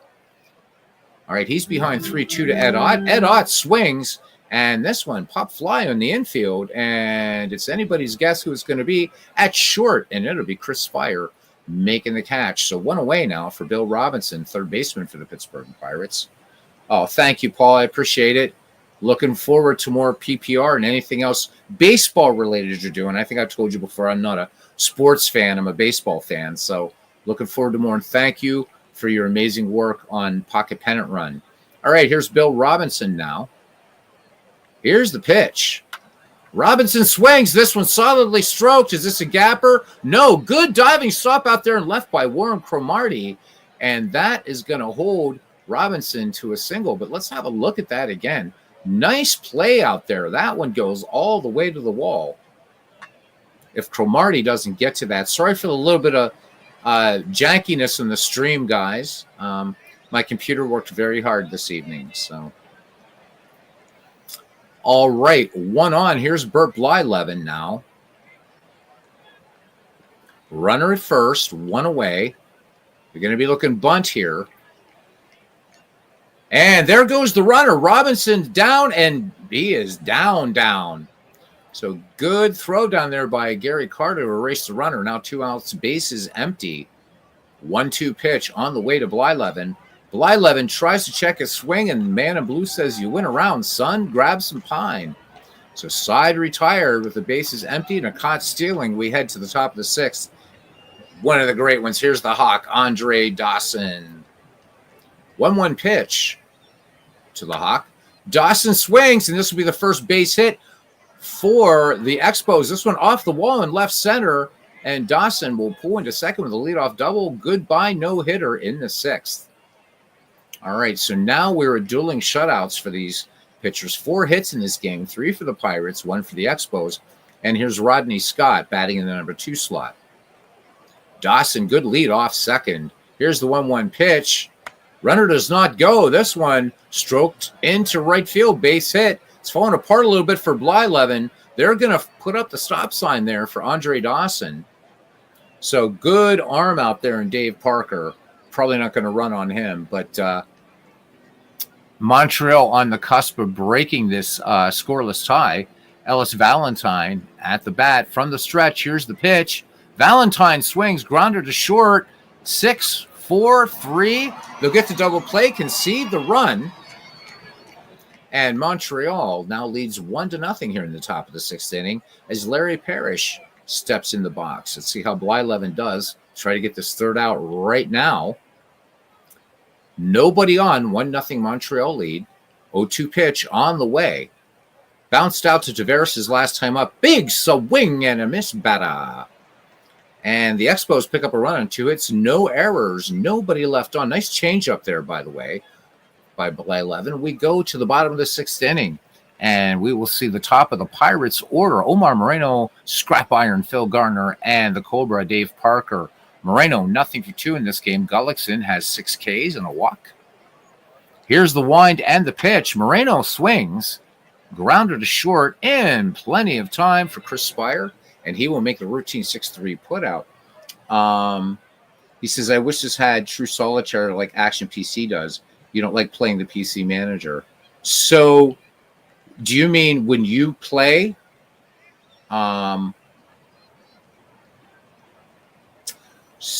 is that what you're talking about? True solitaire play? Or because I'm not sure what you're asking, Paul. So once I can get a little bit more clear, my friend, I'll answer. It says, when's my next live stream? Tomorrow night, actually. Manage both teams. Yeah. You want to see how to do it? Pretty simple, man. Game options. Set all to human control. Set all to Jay McGregor. Return to game. There we go. So the computer, right? I did have the computer controlling both teams. Now I'm controlling both teams. So there you go. Any combination of the above. So your wish has come true, my good Scouser friend. Yep. All right, but I'm going to set it back to computer versus computer. But yes, Mike's absolutely right. So let's set everything back to AI. And let's return to the game. All right, here's Phil Garner, Scrap Iron. It'll be Garner, Parker, and Stargell here in the bottom of the 6th. 1-0 your score as Bill Gullickson winds and deals. Garner, 0-2 in the game, is going to be 0-3. Routine grounder out there to Chris Spire at short. 6-3 put out, 1 up, 1 down. And I want to see the Cobra knock one out of here to celebrate his Hall of Fame election. 2-2 in the game today. 2 down for the Buccos number 3 hitter. The 0-2 pitch on the way. And Dave Parker solidly strokes this one into right. Base hit. So these Pirates fans have something a little bit to cheer about as Chicken on the Hill with Will steps in there. Stargell, 0-2. Using Mike Silva's beautiful mod. If you watch Stargell closely, you'll see the 8 and the Stargell name. I should probably zoom in a little bit. Anyhow, here we go. But there you can see it quickly. Grounder, and this one right to short, lined, and that is it. No runs, no hits, no errors. A runner left on base. We go to the 7th. 1-0 Montreal. Yep, it is just you can play human versus human, however you want to play it, man. It is so great, Paul. And again, for $8.99, what is that Well, you're in Cyprus, so it's going to be €8.99, right? €8.99 there. If you're back in Blighty, this would be what, £5? Roughly around 5-6 pounds. All right, here's Gary Carter now. It'll be Carter, Cromartie, and Perez due up here in the top of the 7th inning. Ed Ott sets the target for Burt Blyleven. 3-1 pitch on the way to the kid. Gary Carter swings. 2-hopper to short. Tavares up with it. And he will fire to Willie Stargell. 1 away. So do I, Aaron. So, guys, for those of you who don't know, Aaron is sightless. This game is not accessible to sightless people, unfortunately. It's such a great game, Aaron. I hope that will come to pass. It does have a narrator, but the problem is because these the menus, so many of the menus and everything like that are graphics, the software he uses can't read this game. He's asked Out of the Park Baseball, and they said they have no immediate plans to make this accessible. I hope they'll, at some point, work on that. We have, I think, 3. Aaron is the person in our. I think we have 2 people in our community that are sightless, and then we have a couple other guys who have to use some special software to do some extreme magnification. So, game companies, come on, you can do this. So, Dan Burke, this Team Workshop has all the historical ballparks and all the historical uniforms, logos for every team. Yeah, they do, Mike or Dan, and also Mike's great mods, which we're showing one of them. This is the classic teams of the teams of the 1970s decade. All right, 1 away, and here's Warren Cromartie now. Cromartie, nothing for 1. Burt Blyleven ready to work. 1-0 pitch, sacrifice by Cromartie last time, and this is no bunt. This is going to be drilled all the way to the corner and right for extra bases. Cromartie is going to stop at second, not going to test the arm of Dave Parker out there in right field. Third base knock for the Montreal Expos now, bottom of the 7th, and here comes Tony Perez, former Red, nothing for 2. Here's the pitch, grounded out as last time. They're going to give Perez first base and try to set up the twin killing, and here comes Chris Spire. Count even at 2. Spire swings, grounded to first, 3-6. They're not going to turn it. He is safe. So Tavares took a little bit off that throw. I don't know, perhaps underestimating Chris Spire's speed. Not that he's any Hannes Wagner out there or what have you, or Ozzie Smith. But the Pirates, instead of being out of the inning, 2 down runners at the corners. But here's Bill Gullickson. We'll see if the computer's going to pinch hit. I doubt it. Nope. Flew out to Parker's last time up, and hard hit grounder to short. And Tavares will go to second, and that's it. So 2 base runners, but Montreal does nothing with them. Excellent ball game here, 7th inning stretch time. It's Montreal 1, Pittsburgh nothing. The Expos are red, Philip, because I didn't completely set everything up. That's all. So, yep, Mike also says you can change the font now, the Park Baseball, but what type of accessibilities? So, Mike, the thing is he can't see. He is literally completely 100% blind. So, Baseball for Windows is completely accessible for moving around the menus. So is Action PC. This isn't. That's the problem. So it's not a question of font. Aaron literally can't see. So, and I was hoping that maybe the 2D version, right? Because you can play this game in 2D. It's still not accessible because of the way the menu system works, unfortunately. Yeah, Philip, I just didn't get everything set up. I just wanted to jump in and play this game, and that's what I'm doing. All right, Lee Lacy, Frank Tavares, and Ed Ott due up for the We Are Family Pirates behind the Montreal Expos. 1-0 here, opening day 1979. 2-2 pitch on the way to Lee Lacy. Lacy swings, and a little flare out to left. Cromartie snags it for out number 1. All right. John Milner will come in now to pinch hit. We'll see Milner largely in a pinch hitting situation. Some spot starts for these 1979 Bucks. So Yeah. So yeah, I should say that you're right. So Philip, if I was doing, if this was like a replay, if I just picked 1979 as a replay, then yeah, all the colors would be great, would be just set. I wouldn't have to do anything. But this is a mod that I'm using. I'm calling it 1979, but this doesn't mean I'm doing the 1979 season. I'm just, because the Pirates are the home team. So you do have to do a little bit more work to set that up. But um, all of Mike's work is incredible. It's incredible. And the integrated mod is my long-term project on here. We started it in 1893. But yeah, so this game is very, very easy. It's $8.99, babe. Did I mention that 300 times yet? Here's the pitch, 3-0 to John Milner. Milner lays off, ball four, so the Buccos get the tying run aboard with one down. And that will bring up Ed Ott now. Ed Ott, nothing for two. Gullickson has fan six, walk two. Here's the pitch. The runner goes. Milner is caught dead to rights by a country mile. So Chuck Tanner trying to get something going here for the Pittsburgh Pirates, and to no avail. So two caught stealings. Dave Parker caught earlier in the game. Ed Ott back in the box. The count, 1 ball, 2 strikes. And big swing and a miss. Number 7 for Gullickson. We go to the 8th, and it's Montreal 1 and Pittsburgh nothing. Let's look at Montreal here for a second.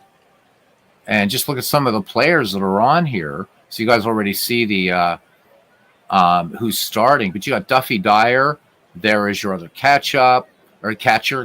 Geez. There's Dave Cash. Yeah, I mean, good stuff, man.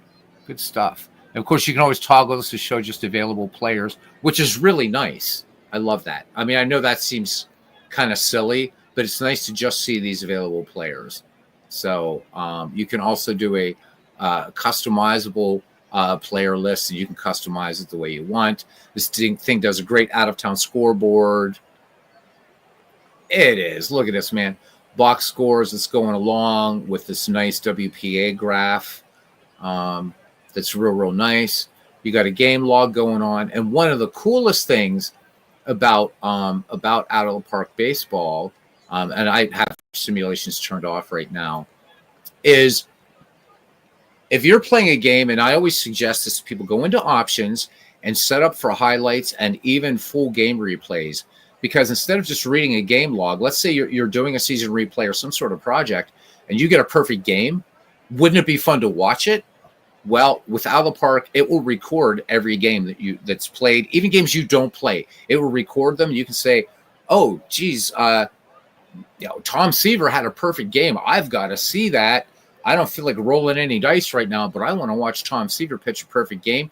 Go to that game and do watch game, and you can watch it. I mean, how cool is that? But don't be like Beatles eternally. Do update your picture file. I haven't done that. That's why you're seeing these logos down here. When it doesn't have players, and I don't use FaceGen, it will put in a logo of the team, which I still think looks nice. All right, here we go. It's the Hawk to lead things off here. Dawson is 1 for 3. Here's the pitch. The Hawk, first pitch swinging, sinking liner to center. No, it's going to hang up. Miscalled that one a little bit. Moreno stays with the ball and makes the catch. 1 away now for Rodney Scott. Rodney Scott is 1 for 2. Count even, 2 balls, 2 strikes. Singled his last time up. Scott swings and a miss. Changeup. So Blyleven pulled the chain there. Strikeout number 4 on him. 2 down for Ellis Valentine. He is nothing for 3 attempts. Here's the pitch. Scored on a double play grounder last time. Soft fly ball to center field. No trouble for Moreno as he drifts to his right and makes the catch. So Montreal goes quietly. We go to the bottom of the 8th. Time running out here for the Bucks in opening day in this classic 70s teams league. It'll be Bill Robinson. I'm guessing a pinch hitter for Bert Blyleven. And then back to the top of the order, an Omar Moreno. Yeah, there is a FaceGen. There is a FaceGen mod for most of the historical players too. It is. So I'm going to cut off here for a second, just so you can hear me, because the crowd's very loud now. When you click away from Out of the Park Baseball, the sound cuts out. That's normal. The historical face gen is really cool. The reason I don't use it is because, for you guys know, I play a lot of 19th century, a lot of dead ball. Those aren't as good as they could be in face gen, and I would rather people see what the players actually look like. But it is excellent. I mean, if I was playing this and using face gen for these players, Bill Robinson would look pretty much damn like Bill Robinson, as Gullickson would look like himself. But it's choice. But because I do want people to learn about older players, I want them to see what they look like. And so you get these neat pictures of 19th century guys wearing the nice high collars and, with the white ties and everything. That's the only reason I do that. But we'll have a look around at what's available after this. All right, here we go. Bill Robinson, 1 for 2. The count, 1 ball, no strikes. Robinson swings, and is this going to get down? Well, yeah, it will. Gravity works right into the glove of Warren Cromartie. One down in the bottom of the 8th here. Bert Blyleven looks like he's going to bat for himself. 1 ball, 2 strikes. Blyleven swings. This one hard hit, sinking liner to center, but right in the glove of Andre Dawson. All right, can Moreno get something going? The Pirates leading in hits 4-3, but that's about it, baseball fans. Here's the pitch. Grounded out his last time up. Moreno swings, and this is the place where shallow fly balls go to die, right into Andre Dawson's glove. We head to the 9th. It's 1-0 in favor of the Montreal Expos, and we have Larry Parrish, Gary Carter, and Warren Cromartie. Blyleven gave up that run in the 6th, but otherwise, I just scattered 3 hits for Montreal. So strong game for both Blyleven and Gullickson here. When we get to the Pirate 9th, we'll see Garner, Parker, and Stargell. 1-1 pitch on the way now to Larry Parrish, who's 0 for 3. Parrish swings in this little pitch on the outside, but up with that one is Bill Robinson. He will fire onto Willie Stargell, score that one 5-3 and 1 down for the kid Gary Carter, who is 0 for 2. 2-0 pitch on the way. Carter swings, and this one is back, and you can kiss it goodbye. Lee Lacy runs out of room there at that blue wall in left field. Gary Carter goes yard 383 feet, and Montreal now has a safer margin, 2-0. All right, here's Warren Cromartie now. He's 1 for 2. Let's see what Blyleven does after this home run. Routine grounder to short. Little hesitation out there, but and we have Del Berra in there, by the way, at defense now. Score that 6-3, and here's Tony Perez now, 0 for 2. Count, 1 ball, 2 strikes. Perez grounded out his last time up. Swing and a miss, chasing one outside the strike zone. So the Expos pick up a run, big home run, and we go to the bottom of the 9th, and Elias Sosa will come in and try to get the save here for the Montreal Expos. So Scrap Iron, the Cobra, and Chicken on the Hill with Will, or Pops, as he was called. Chicken on the Hill with Will was something Bob Prince used to say. He used to own a chain of chicken stores, apparently. Garner grounded out his last time. He's going to ground out this time. 1 away. Organist trying to get the faithful at the confluence of the 3 rivers excited, but that's not helping matters. Dave Parker, a perfect 3 for 3 today for the Cobra. Count even at 2. Cobra swings, base hit, right field. So the Buccos retake the lead in hits at least. Potential tying run comes to the plate, and Willie Stargell. Here we go. Sosa calling for new. Ball rubs it up, peers in, has the sign from Gary Carter. 3-1. This one inside. They're not going to take a chance on Willie Stargell.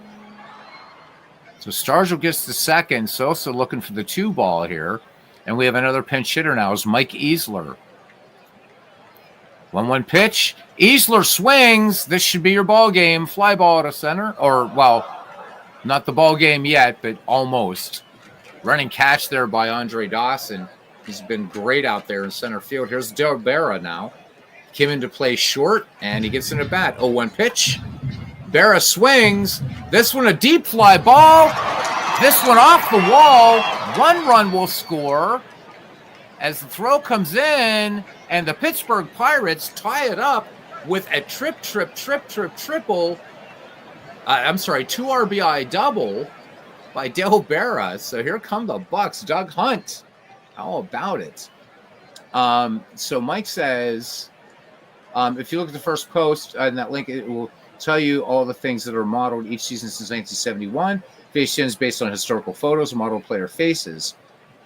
It'd be hard to find decent photographs. Absolutely. That is absolutely true. But the face gen mode is awesome.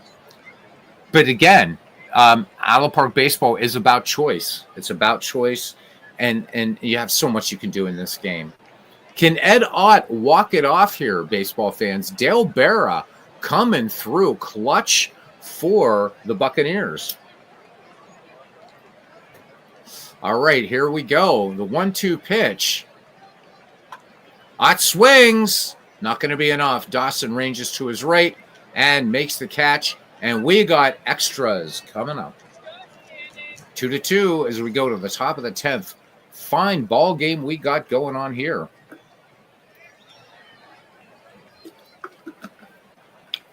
Jerry White will pinch hit in the number 8 spot.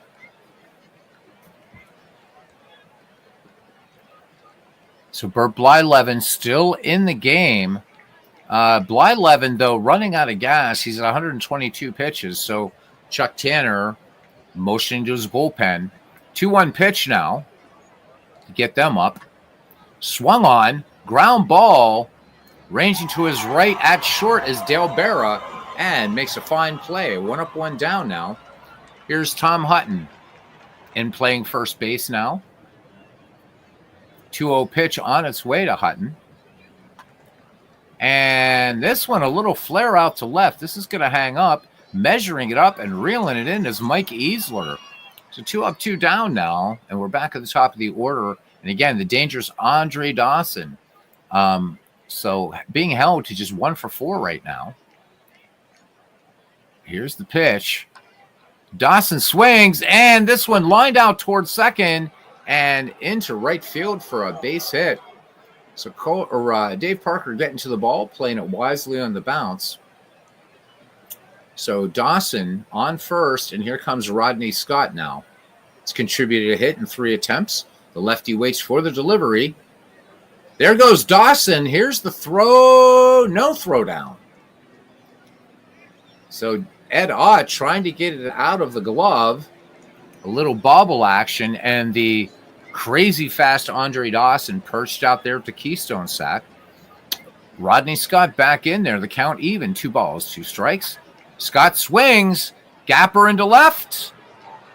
Nope, but it's going to be a base hit, and Dawson will come in to score as Easler misjudged the ball a little bit out there. So Scott with a run-scoring single, and Montreal retakes the lead in the top of the 10th, 3-2. Hell of a ball game. Ellis Valentine, nothing for 4. Rodney Scott on at first. Big hit for Montreal there. 0-2 pitch on the way. The runner goes. Scott, here's the tag, and he's got, here comes Montreal now, bringing a running game. Runner in scoring position, trying to fatten up this lead a little bit.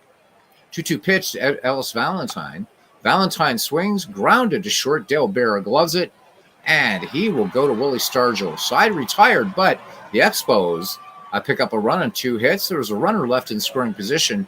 Bottom of the 10th, and it'll be the bottom of the Pittsburgh lineup. Robinson, Blyleven, and then the top again of Moreno. Though Robinson 1 for 3. Count 2 balls, 2 strikes. Robinson looks at called. Strike 3. Fastball in there from Bill Atkinson now. Bill Atkinson on to pitch for Montreal. It brings up pinch hitter Rennie Stennett. 1-2 on Stennett. Stennett swings. Will this get down for a base hit? It will. So the Pirates, with their 7th safety, crowd on their feet here at Three Rivers Stadium here on opening day. And we're back at the top of the order. Omar Moreno, a disappointing nothing for 4. Atkinson shaking off Carter, has the sign he likes. The count, no balls, 2 strikes. Moreno swings and misses. And it is down to Scrap Iron Phil Garner, who is also 0 for 4. No balls, 2 strikes. And Scrap Iron swings. This would be your ball game on a 6-4 putout. Hell of a game, 3-2. Montreal takes this from Pittsburgh. All right, here we go. Through River Stadium was the site of the home opener for the Pittsburgh Pirates. The contest featured a prime matchup between Bill Gullickson of the visiting Expos and Burt Blyleven for the Pirates. Final score 3-2. Expos getting the win. Bill Gullickson turned in the best performance, of course. Atkinson picks up the save. Gullickson was masterful. The right-hander allowed no runs, 4 hits over 8 innings. So the line score for the victorious Montreal Expos here on opening day, 3 runs, 6 hits, no errors for the Pittsburgh Pirates, 2 runs, 7 hits, and no errors. Took 10 innings to settle this affair. Looking at batting here, we had Gary Carter with the only home run in this game. Looking at pitching here, Bill Gullickson went 8 for hits, gave up no runs, walked 2, and struck out 7. So a great performance for him. Elias Sosa came and worked an inning, gets the win. Also the blown save, though, because the Pirates tie it up. Pitched an inning, gave up those 2 earned runs, a walk, and then Atkinson comes in and picks up the save. Blyleven pitched a pretty damn good ball game himself, though. But gave up 3 earned runs and 6 hits, 5 walks, 5 strikeouts, including a home run. Your player of the game rightfully is Bill Gullickson. So let's go ahead and leave the game. And we have a hit machine, and it was Dave Parker. He went 4 for 4. So really nice here. So let me just get back to scores. I should show. They needed to pull Blyleven. I didn't do any manager work on this guys at all. Again, this started as just a stream because I wanted to show Mike Garland's. And I'm going to show you guys now, since Dan is jumping into Out of the Park Baseball. A great way to start Out of the Park Baseball is by playing quick start games. So we get back to the Out of the... You don't have to save games, but I like to, just because I'm... the one thing I would suggest, though, is backing up your game. So very easy. Saving it back up a little bit different. Let's go back to the Out of the Park start screen here. So I'm going to load it in, but it's not going to be ready yet. But let's see. Go to load game. Not load game. Cancel. Go to new game. And if you go to a new quick start, Dan, a really neat thing here you can see. Here's what Mike's done. He's broken down baseball into 1901 to 1919 and so forth. You can see this. You can get this from the Steam Workshop, and I should show you how Steam Workshop works. And I'll do that now. So unlike other games on Steam, when you subscribe to something on Steam, it will immediately add in whatever that workshop mod is. Out of the Park Baseball is not like that. So when you subscribe to something in Steam, that doesn't mean that it's ready to play in Out of the Park. You have to go here on the Out of the Park start screen. You go to Workshop Central, click on it, and then you will see the mods here. So I have the integrated mod, Mike's classic MLB teams by era, and then here's Mike Silva's historical Major League stadiums and historical uniforms. So you would click on whatever one you wanted to download. And Dan, you're very knowledgeable baseball fan. I cannot recommend this, the integrated mod, enough. This is a brilliant piece of work. It is as if the color barrier never existed in baseball. Mike Garland and Lansdowne Street brought in 212 Negro League players based on Major League equivalencies. So you're going to see Satchel Paige, Turkey Stearns, Oscar Charleston, Cool Papa Bell, Judy Johnson, Bullet Rogan. The list goes on and on and on and on. They also did a little bit of restructuring in the 19th century. So you're going to see 19th century players as well from the Negro League. So Bud Fowler is in this, and it's fantastic. So this is how you deal with workshops. So in case you have any issues with it, I would say these are essential. These 4 mods are essential for Out of the Park Baseball. If I go to the actual Steam Workshop, Okay, yeah, I can do that. I'll even install something I wouldn't normally use. So good idea, Mike. Let's do that. Let's go to the Steam Workshop. So here's the Complete Universe Face Gen, but let's see what we got here. So this is the MLB teams by era that Mike did. Here we go. We got Flying Canucks ballparks around the world. Let's do this one. All right, so we click on it. So again, normally, oh, this looks really sexy, doesn't it? Let's look at some of these balls. Look at this. So guys, for your fictional leagues and stuff like this, look at this, man. These are nice ballparks. I don't know if this is new. I've never noticed this before. Look at these ballparks, man.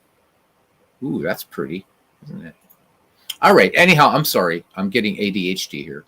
All right. So what you do, guys, is you click subscribe.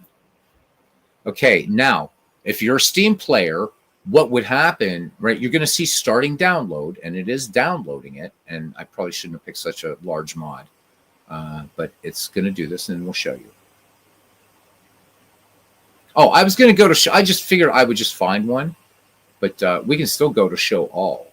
So we can still back out. It's still going to do this. So we can go show all. So there's a show all. Yeah, there we go. Show all. Oh, see, show all. And there's all kinds of mods here. So Mike, you're one. Look, there's Era Ballparks in here. There's Restore World War II. There's no World War II if you wanted to play that way. What am I looking at close? Oh, there we go. The Bill Veck Phillies. Here we go. Negro League Challenge. We're going to subscribe to this too. So we're going to, that way you guys get to see how to do this twice. Yeah, I got it. Yes, I got it, Mike. There's Satch. There's Josh. All right. So we've subscribed to 2 mods. We're going to let these do their thing, and then we'll show you how to actually get them in game. This is where I sometimes need you on mic there, Mike. Dude, I see stadiums like, yes, but this will be fun. So here, Mike writes, in 1943, Bill Veck nearly purchased the Philadelphia Phillies with the intent of stocking the team with the greatest Negro League stars available. How would he have fared with this quick start? You get to find out. For more information here, you can go to the forums then. It says, after subscribing and downloading, the quick start will appear in your quick start folder and a brief 2-page background narrative and information about the quick start will install in a documents folder where customization out of the park data folders are found. The other thing that's really nice, if you get the integrated mod, I want to get back to that for a second. When you go in there into customizable data, you'll see that Mike and Lansdowne Street did one of the absolute best installation guides, whatever, that I've ever seen. Okay, so these look like they're ready to go. Apparently, except yeah, I guess we got them all. So they're already in here. So let's go to this. Mike says it's a quick start game. Where is it? Where is it? Mike, what am I missing here? Is it because I have this thing open? Because we did just subscribe to it, did we not? Or didn't I? Yeah, I did. So maybe do I have to refresh it? Hang on a second.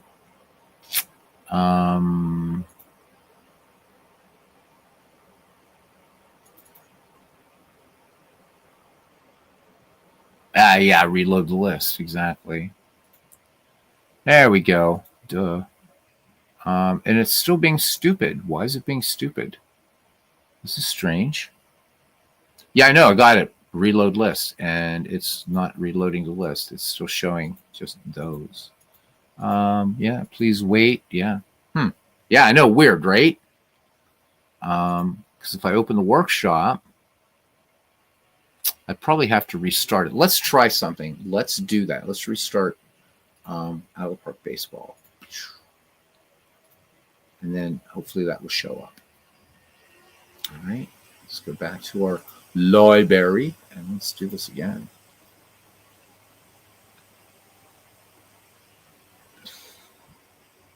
It's really not this hard, guys. I think it's just being my computer's being stupid because I was doing some artwork earlier. Holy shit. I can't believe it's 12:30 already. Wow. All right. Yeah, see, it's taking its good old time here. So it's just my computer being weird. I guess it's going to be time for a new one after the holidays. And clean this up and let it and do it. Use it just for music production. So hang in, guys. Anyhow, $8.99. Again, for me, it's the regular price for this game is $49.95, and it's a steal at that price. It's a steal at that price. And believe me, as much as we know Major League Baseball, of course they want the money. They're not going to. There are two games that have this license. It's this game and MLB The Show. That's no knock on any other games or anything like that. But Mike, I have no idea. Let me see.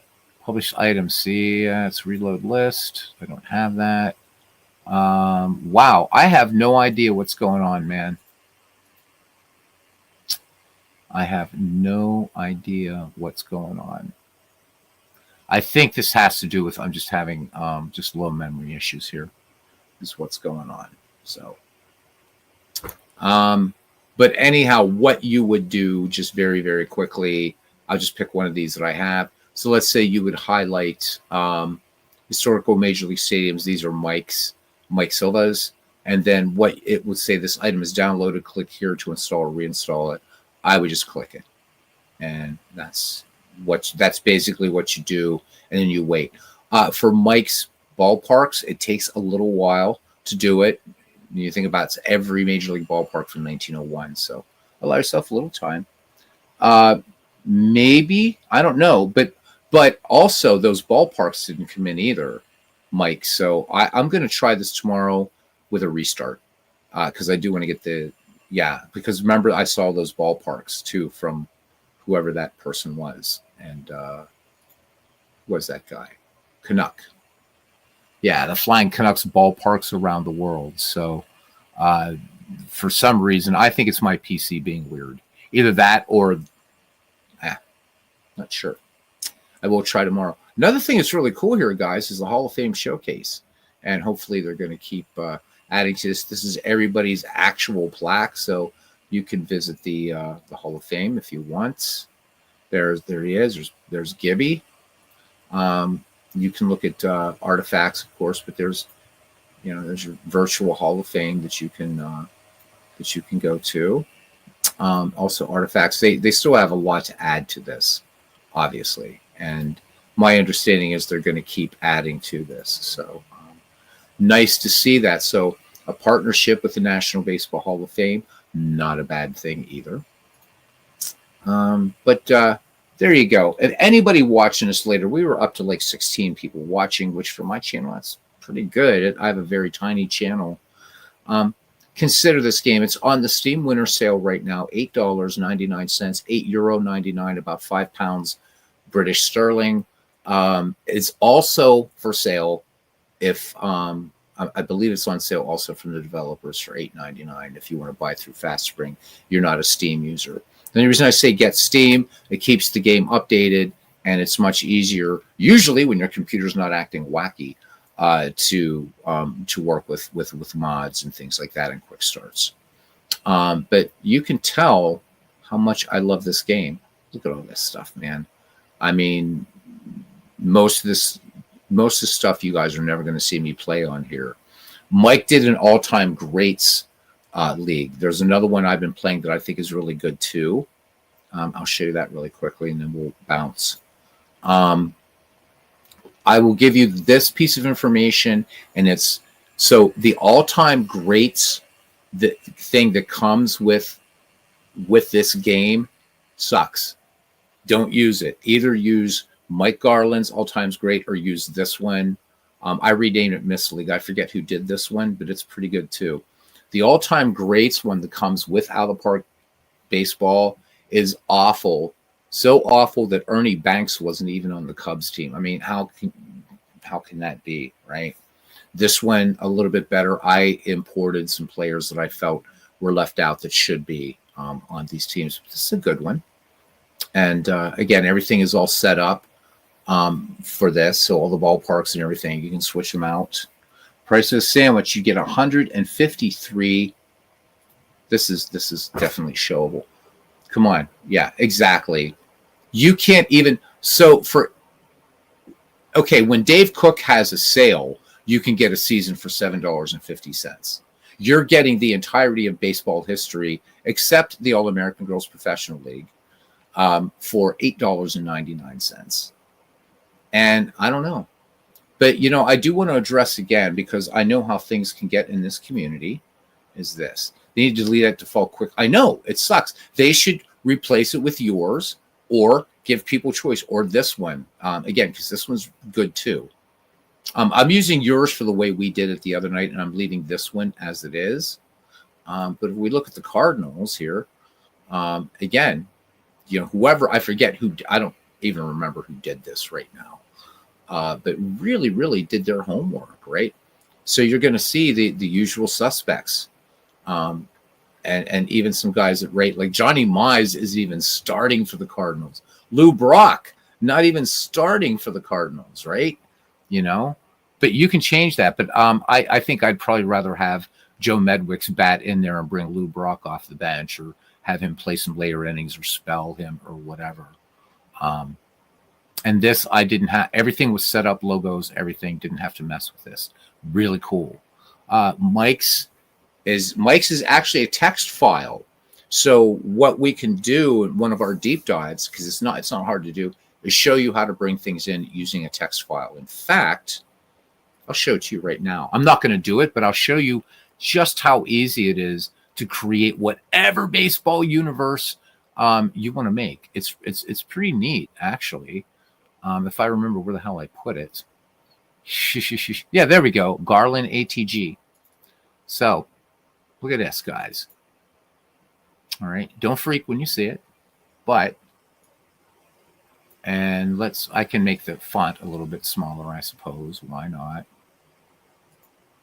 I just liked it up there big, just for whatever, but just so you guys can get a better sense. Let's put it at 14.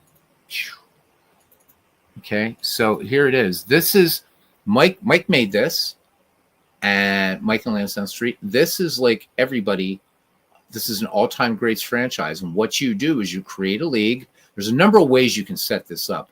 Mike does it through the advanced ways of doing it. I do it a basic way. So either way you want to do it, but these guys are all ready to go. And here you see Negro League players, right? So there's a team of Negro League players, and Mike chose to name them the Kansas City Monarchs. So that's how easy this is to do. And you would just you just import a text file, and because you have the team designation, when you hold the quote unquote draft, these guys will be automatically assigned to the team that you want them to be on. All right. But you want to go a little bit further than that? Let me show you something else. This I've posted up in the Discord. All right. Let me find it. There it is. Player database. Let me show you this. So let's say you want to try something a little bit different. Okay. This is cool here. What makes this game a little bit more difficult to work with at the player level in Action PC Baseball is you got to know baseball reference IDs. Well, no problem here. I don't know who did this, but this has been up on the forums for quite a while. This, I think, goes up to 2019. This is everybody who's ever played baseball, Major League Baseball. So what's nice about it is you have, and I'm going to make the font a little larger again so that it shows up a little bit better for you guys. Okay, just so you can see what I'm talking about. Let's bring it back up to 24. So what you have here, we'll take Hank Aaron. So you have his baseball reference ID, full name, his rookie year, and his final year. So let's say you're making a league, and you've done your research on, and you wanted to do Hank Aaron 1957, right? And you want to just put him on the Milwaukee Braves, and you set Milwaukee's MIL. So what you would do is you would just copy this, right? Just this, right? With the you don't even need the name. It's going to pick up the name. So it would be like Aaron Hank, 1957, Milwaukee, and you're ready to rock. It's that simple. And this is all in one file. You can also get this as an Excel file if you want. I've posted it in the Discord. If you dig around, you can also find it in the Out of the Park forums. So I don't think this has been updated in a while, but it'll give you plenty of baseball to play. It goes up to 2019. We have shown you before. We'll show you again how to, at some point, show you how to do this. So let's bring this back up again. Get up there, you. Yep, see it's going. Yeah. All right. So you want to see the Cubs roster? Okay, yeah, I'll pull up the Cubs in this one since Mike. Yeah, let's do that. Chicago Cubs. All right, so here we go. You got Anson, Ryan, Cavaretta, Sosa, Santo, Kelly, Sandberg, Tinker, Ernie Banks. And again, you can change this. So Ernie Banks is not set to start. But you can, again, it even be with Mike's work. You can, I can set Ernie Banks to do, where do I want to put him in the lineup? My God, there's so much here. I can send him to the reserve roster. I can retire him. I can do whatever. Pretty nice. Kyler is on this team. I think I brought Kyler over to this team because he shouldn't be a Pirate. He had a great career at the Pirates, but he had a greater career. Let's see if Kyler made it in. Did he make the cut on this one? Let's do a search. There's Kyler. And so he's not drafted by anywhere. So, but he's in here. So I could bring in Kyler if I wanted to. I just didn't sign him to a team. So there are some extra players in here. Kyler's not here. Should be. I agree. Let's go back. So I could bring him in. There's Stan Hack. These older teams like the Cubs, like the Pirates, Cardinals, they're so loaded. So, but you can definitely bring him in, guys. $8.99. Come on. I love these things because you're going to learn about some players that you probably never heard of before, like Jimmy Ryan here. Let's look at Jimmy Ryan. He's an old-timey player. Real life stats. There we go. A 19th century player. I love these too because, and this works with Mike's as well. If we go to league history index, and are you looking for baseball reference without going to baseball reference? Guess what? You got it. There it is. It is there. The other thing this game does, so like up here, let's say I just want to we'll look at Mike's Chicago Cubs. All right. So we'll click on the Cubbies. Look, there's the Cubbies. Back from when they were the White Stockings, how they finished, their record every year. We can go to the 1906 Cubs. All right, so we click on them. There they are, complete stats. It's baseball reference right in the game. And you don't even have to deal with ads, right? Sortable stats, gentlemen, just like baseball reference. Who is the home run king here for these 1906ers? It was Wildfire, Frank Schulte, who we can then go and look at his record. Now you're going to see some guys here that are 0. So the way this guy had set up this mod, this is a retired Frank Chance, and this is the he is here inducted to the Hall of Fame in 1946. This is this Frank Chance who's actually playing. But you can break this down into registers, just to pitchers. Do you want to see draft histories? You can look at that. You just want to look at, let me see here. What do we want to look at? We can look at managers. So there's a good manager register for you that you can look at. Legends Gallery. This is pretty sharp. I like this. And actually, this is a bit nicer than the one that comes with the game. So you get a nice Hall of Fame here with nice full color pictures where you have them. Again, update your picture file. So there's the legends in this whole thing. There's Musial, Murray. I mean, all the usual suspects are in here. I'm interested about the 1906 Cubs. They traded half their pitching staff during the season, won 116 games. Yup. And lost against the 1906 Hitless Wonders. So even more interesting about that. So back to history. You want to look at players just with the letter T? There you go. There's everybody in this league His surname begins with the letter T. What else do you want to look at here? Let's go back one team. Let's go back one. Okay. So for Mike again, since he's here, Chicago Cubs. Okay, and again we can just pick another. For obvious reasons. Let's pick these scrubs here. There they are. The 2016 Chicago Cubs. Everybody here, right? Jake Arrieta. I mean, they're all in here, man. They're all in here. So great research tool. Right here, again, sortable stats. Who's the stolen base king? Well, of course, it was Dexter Fowler. Who was caught stealing the most times? Well, probably Dexter Fowler. No, it wasn't. It was actually Jason Hayward. So let's see, registers. Here's a batter register. Boom, there we go. So we go to a batter register, and this is grinding right now. But this is pretty much everybody here. And you can open all of this in the browser and look at the Pittsburgh Pirates, whatever. I'm really pissing this thing off here now. League History Index. What else can I say? Well, here, I'll say one more thing in the chat. I'll do it like this. I'll just do it like this.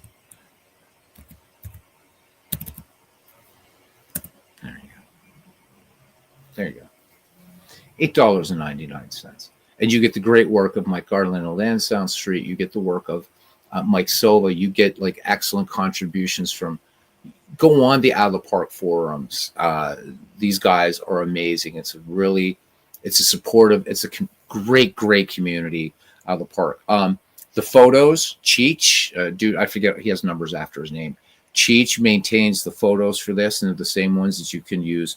Photos are interchangeable with this and Action PC Baseball. The other thing this game does, which is really cool, is some great use of AI, which is really nice.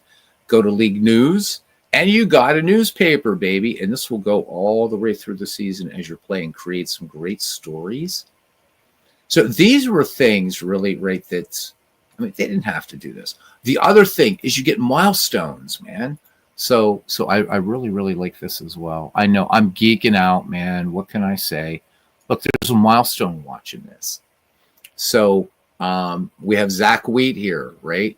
So he's on pace now for 2,469 hits in this league, or a milestone. I'm sorry, his milestone is 2,500 hits. He needs 31 to go. So this gives you some context. A thing about out of the park baseballs. Let's say I was doing a 19. Well, I'll tell you what. I don't even have to say. Let's say. Let's just load a game. Let me show you something. So let's go to the 1965 Twins, and let's go ahead and open this game, because another nice thing that this game does, guys, is it puts you into a really neat historical perspective. Nothing exists here after 1965. Let me show you what I mean. Okay, so if I go to League History and I go to this History Index, okay, you will quickly notice right here, 1965 is undecided. So there's no, right, we don't have, there's no Barry Bonds here yet. There's right, it's just two here.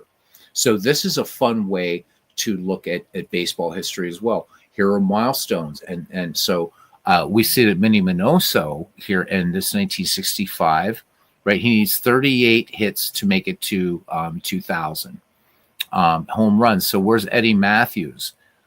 So he needs 4 more home runs to hit his 450 home runs. So it's really, really cool that it gives you this that you're in 1965, and it would be like if you're back then and you're looking at what was the old High Turkin and S.C. Thompson came out with the first baseball encyclopedia. It was very bare bones. We'd be kind of like looking through that. So that's all. There's no baseball history after this. You can't look at it. Any of these players, whatever. So I like that. What a nice touch. What a nice touch. So again, here we've got the Kansas City A's up to here, and of course, they're also the Kansas City. It's also like Philadelphia. So at this point, they're called the Kansas City A's, but they were the Philadelphia A's beforehand. I mean, wow, it's amazing. Oh, the other thing this thing shows you is Hall of Fame voting. So you can look through here and so this, like Pocket Pennant Run, or I should say Pocket Pennant Run would be like this in the way, is in game, you can do just a massive amount of baseball research, and you decide that you just want to create something, but you don't want to have this open on one screen, Baseball Reference open on one screen. You have it here. This is so bloody cool, man. Do yourself a favor and buy through Steam. Yeah, because you have access to all the mods. Mike is absolutely right. So Steam is showing $9.99. Oh well, I guess Marcus will have to shoot me. So it's all right. It's $1 more. I think it's showing $8.99 on mine. It could be, but then again, I've been known to be wrong many times. And I was just looking at Imperion because I forgot I had that game. All right, OUT of the park. Yeah, $9.99. All right, so I've said it for $8.99 a whole bunch of times, but there it is. Mike's right. There it is. Out of the Park Baseball. Still, come on, guys. The game's 80% off right now. And for you hockey fans, if you want to get Franchise Hockey Manager 11 and Out of the Park Baseball, it's $27.13, so 40% off. But this game, the cheapest I've ever seen earlier editions of this was $5.95, but because the price went up $10 this year, and rightfully so. I don't know what else to say. Teams. Look at this. You can look at teams. All right. So even just at a glance, look at all this fun stuff you can look at teams. So let's look at the Chicago Cubs. All right. So again, now we're only up to 1965, guys. So we're only up to 1965. So we know that the Cubbies had more than 2 championships, obviously. All right. And here's the White Sox with only 2. That makes sense, right? The White Sox don't win a World Series again until 2005. We know what the Cubs did. Look at the Red Sox. We know it took them to 2014? But they did have 5 championships. These guys were tough in the dead ball era. But their last World Series is 1918, and that's reflected here. See, their years, 1882 to 1965. So what a really cool way. So to set when you're researching a baseball season, what a great way to do it, because you don't have to do any messing around. Like, so in StatHead you can limit by seasons or whatever, but by just creating a game, and these games take so little hard drive space. And let's face it, guys, these days we're talking terabytes of hard drive space. This isn't even a concern anymore. But what a way to look at these teams. So let's click on the Chicago Cubs. And again, it takes us back to here, and we could look at any team up to, and right now they're 2-1 in 1965. I should tell you, this is something I'm doing offline. I've always been fascinated with the Twins teams of the mid 1960s. They got some pretty good players on there, so I'm doing that offline. I don't know, man. $9.99. I better change it in the tin, or people are going to get really, really pissed, right? I don't know why I saw $8.99. Anyhow, there we go. It's changed. So Sean says, so many games, and Netflix fighting for your cash and credit. Yeah, I know. Hogwarts Legacy. I know. I just picked up a couple. Whoops. What did I just do there? I just picked up a couple of expansions for Total War Warhammer 3. So because I've got all those games and everything, stuff like that. So anyhow, I'm pissing off this computer. So look at this, man. I mean, how cool is this, right? You got this game is just, it's sexy. It's spexy. If we go to statistics, look at the way this does this. And this is something that Action PC kind of sort of borrowed. I mean, Out of the Park did it first. Look how sharp that is. And everything's clickable from everywhere. People worry about the interface. So for people that have been playing this a really, really long time, do you see this over here? This was kind of like the old interface from way back in the day. You never have to touch this. You never, never, never have to touch this. Is there a lot of moving parts? Yep. But I'll tell you what, they've come a long, long way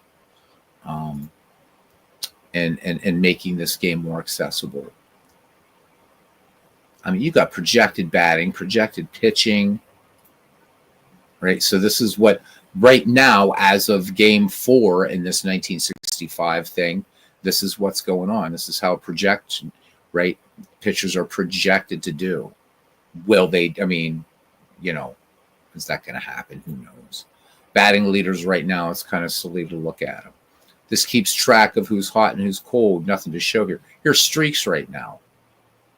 So you want to, and we'll, as we'll see in Action PC tracks as well.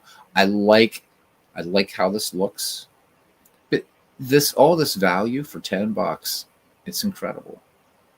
Yeah, I used to use the side buttons way back in the day, but that, you know, I quickly am like, this is bullshit, and just use the top menu. That being said, Out of the Park 8. So if you guys want a little trip back in history, I'll show you.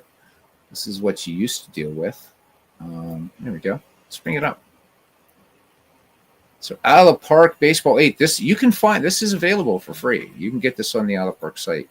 You got to look around so you can see where this game's evolved. But let's go ahead. I have a Cubbies game going here, Mike. Actually, I think the 1938 Cubs.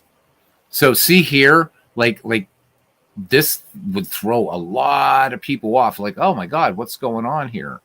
And when I go back to this, I have to be like, wait a minute, what am I doing here? So there's the Cubs, and everything clickable again, and whatever. So this is here's our history and news. And see, again, they were already doing this back there. So this is the Cubbies going up to 230. So up to 1938. So Out of the Park was already even back on 8, and maybe they did it before 8. I can't remember anymore now. But they were already pioneering this thing of putting your whole replay, giving you in that context. And anything that's in here, of course, let me show you. You can then open in an external browser as well. It just automatically generates the page for you. Still does it. So that was Out of the Park 8. I don't know. You know what? One person is trying it, Dan Burke, and I appreciate it. I hope more people will think about this. Steam sale goes until January 2nd, I think. So I'm hoping that you guys will give this a shot. Give it a shot. Let's finish today.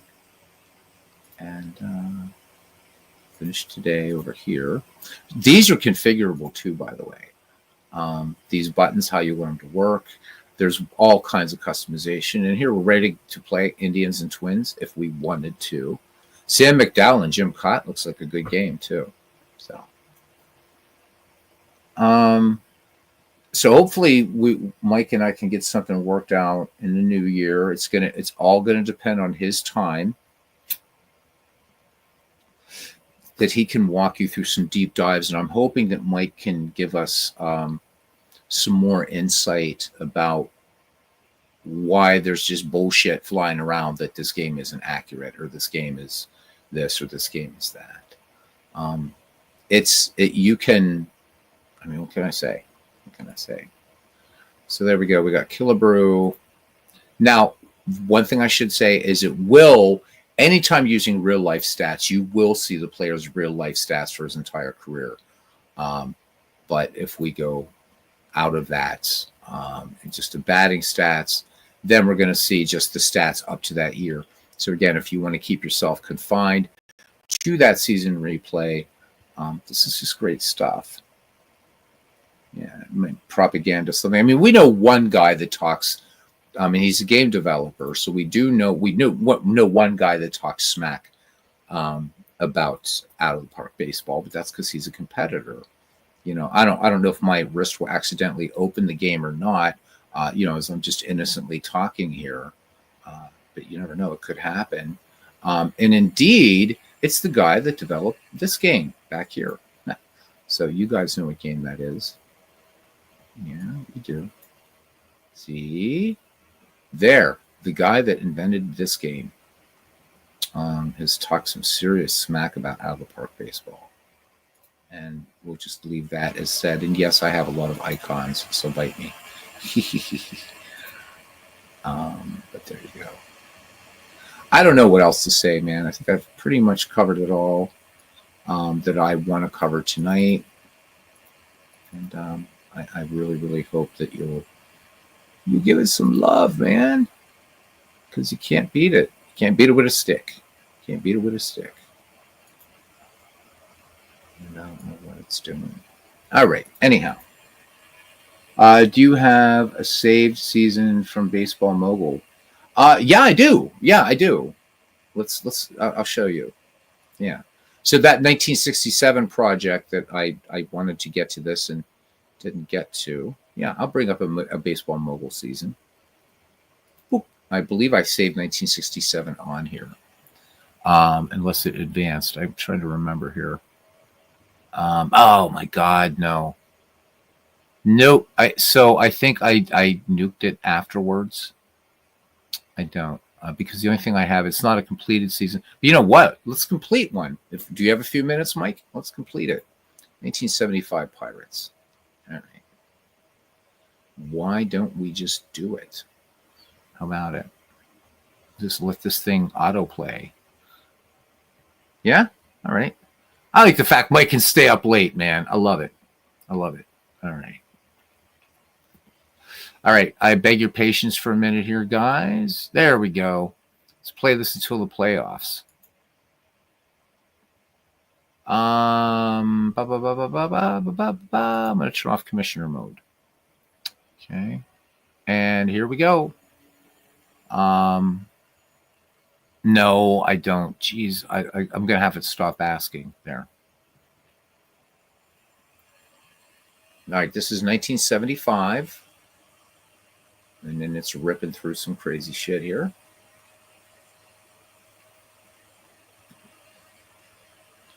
You can see the stories. Let's go back to standings. There we go. That's better.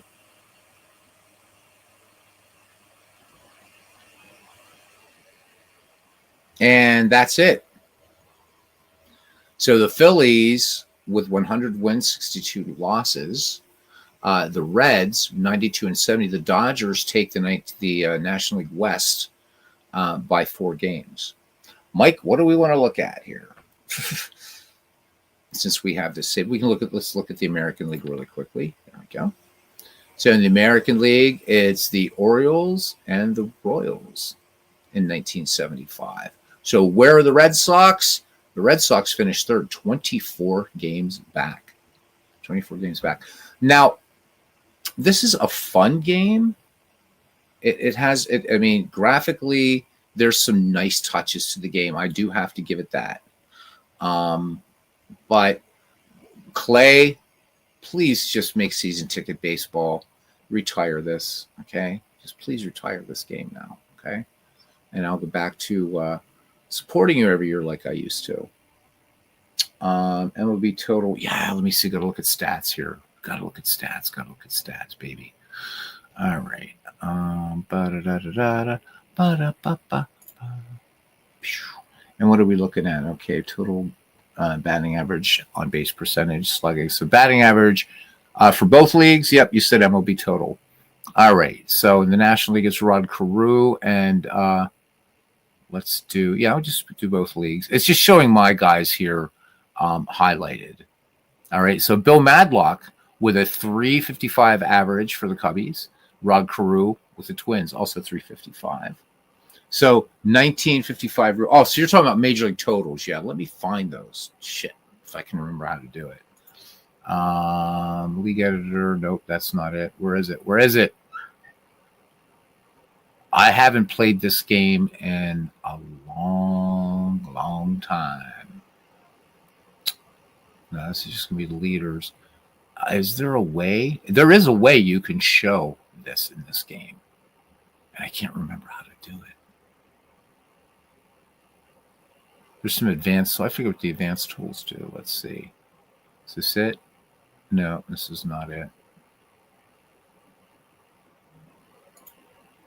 This game was a serious competitor for a while to Out of the Park Baseball back in the day.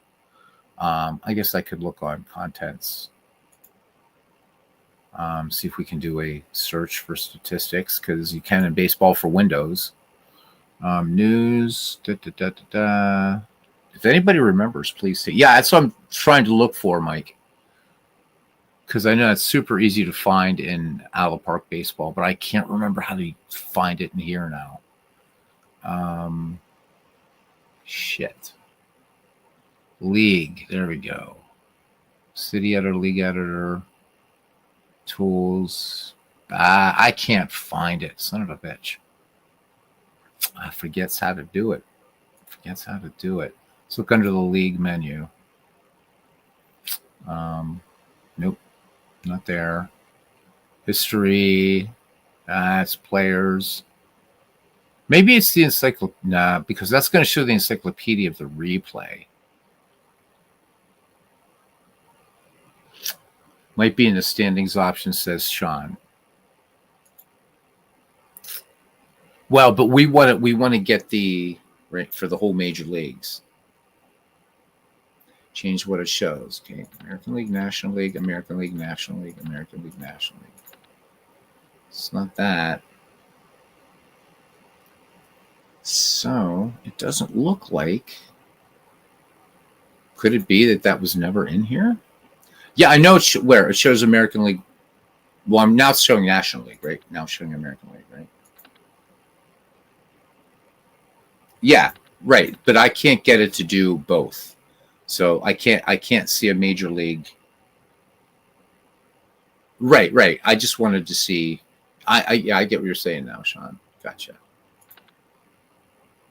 Here we go. What's this?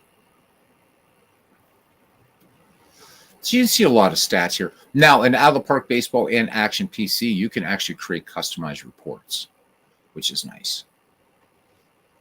What do we want to look at here? Batting average, right?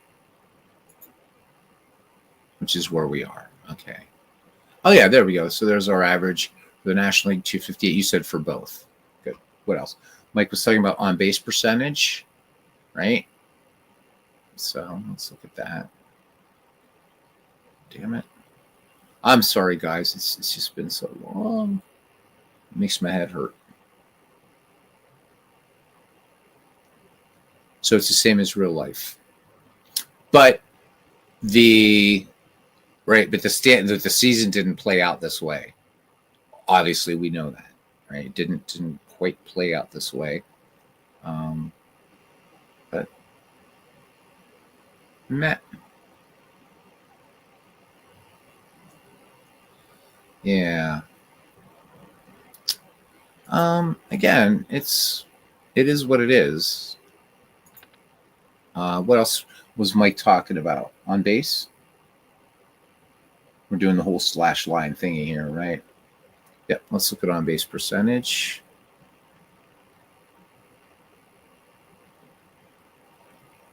Well, we're going to have to settle with OPS. Is that all right? We're okay with OPS. So there's OPS. For the National League is 693. For the American League is 705. And slugging, I believe Mike said. Yeah, slugging. So let's just change this to slugging percentage.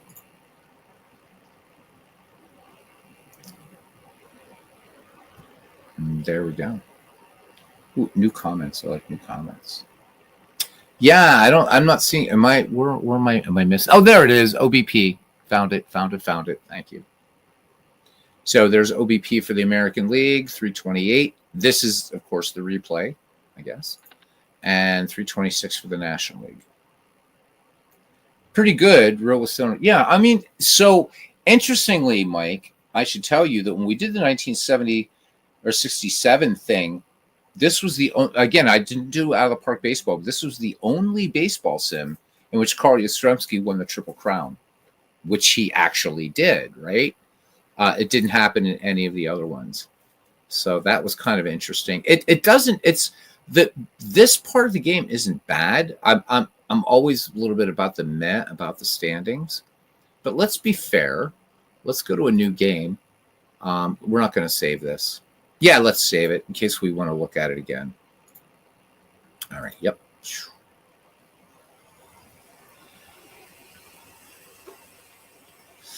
But you can see that this game, even though Clay's charted it up a bit, it still has to give you the size of the save game file, and that's an artifact from way back in the day. So we start a new game. Here's the things you can do in Baseball Mobile, just really quickly. So we can start opening day 2024. Play any season. This only goes back to 1901, whereas Out of the Park goes back to 1871. Now, the exhibition, this is something that's new. You can play a game or series between any two teams. You can't set up a tournament in this. So you could replay a World Series, just pick two teams from baseball history. This is only fictional, so you don't confuse this with fictional and Out of the Park, which can use real players. Expansion, and then you could this custom game. If you're willing to, you can do a lot with this low database if you're willing to put in the work. But down here you have a league builder, the all-time all-stars. So there are some limitations. I mean, for the price of the game, its normal price is $10. It's $10 cheaper than Out of the Park baseball, but in a way, I think you're spending too much money for this, for what you get. It's not bad. It's not bad, but you know. Yeah, Sean's saying that he's seen the standings look pretty wacko. And our Red Sox fan has played this game on his channel too and has seen that. So they're a little bit weird.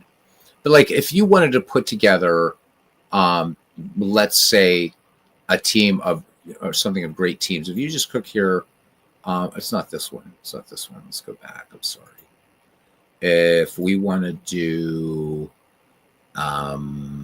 is it custom? Yes, custom. So all-time all-stars. These are the all-time players from each of the 30 franchises. Okay, and then it's loading everybody in. So this comes with it. If you wanted to change this, you'd have to do a lot of trading. And this all-time greats is really, it's not very good. I'll warn you guys. We'll look at some of the rosters and you'll see it. But you can work with comma delimited, so CSV files in this. And if you have a database, you can import a CSV into here and do a lot of creation in Baseball Mobile. Let's just pick the Pittsburgh Pirates. Let's pick the Chicago Cubs for Mike because he can. There we go. All right. Let's see. Advanced options. That's pretty much all you get. So we can do historical rookies for this if we wanted. Chicago Cubs. We'll click OK. Only use historical players. So let's just play. And let's look around at some rosters. This automatically downloads player photos. You have to go to a thing to do that. But let's go to team.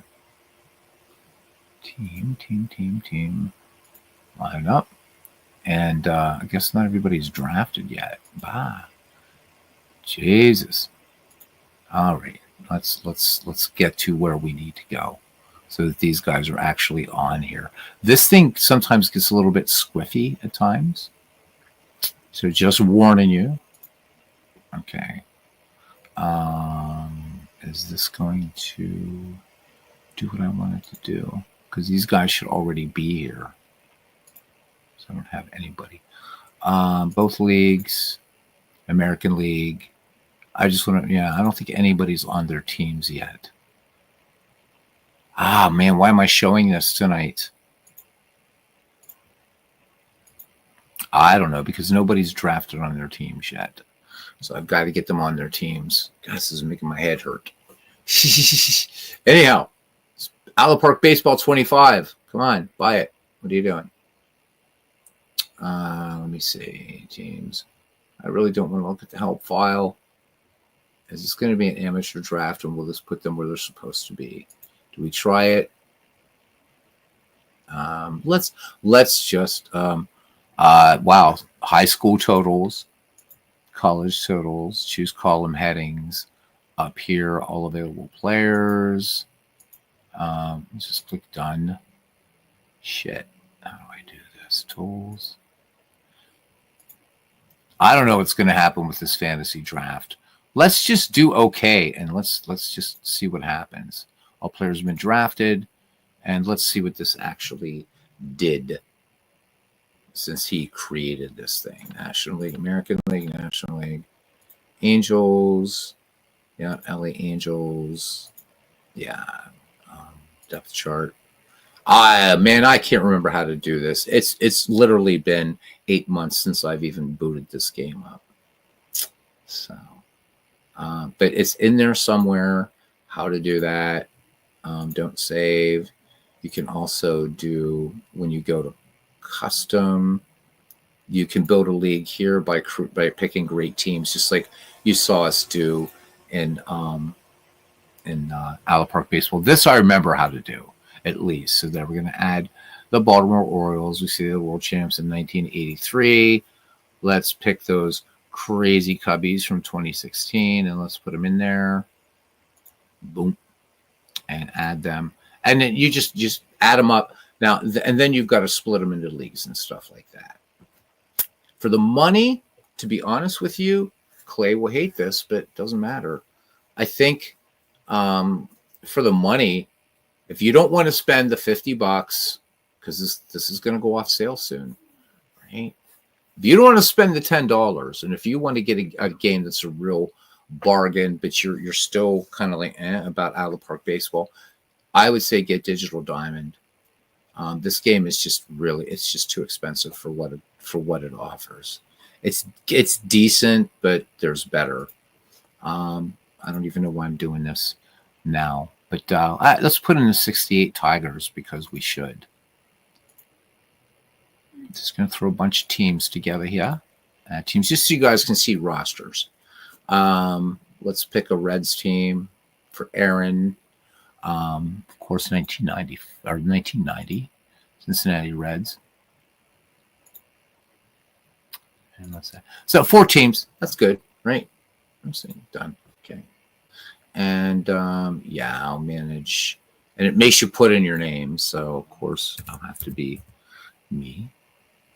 I got to be me. I got to be free. I just want to look at rosters for a minute. There we go. And let's play. There we go. And there's Mike Boddicker. There he is. There's Mike Boddicker. Right. Woohoo. All right. Anyhow, let's go to standings. Let's look at the Tigers. There they are. And there's their minor league system. So you can move people up, move people down. If you're so inclined, you can do it. From up here, you can, of course, select, go right to the 1990 Reds, and so on and so forth. And you can look at their record versus ratings versus lefties. You can also, if I go to, see, the other thing is you actually have to set up the league structure. So it thinks everything is National League. So let's go to the depth chart. There they are. So again, reminiscent of Allo Park Baseball, you can see that this was meant to be a sort of competitor to it. And back in the day, you guys saw what Allo Park Baseball looked like.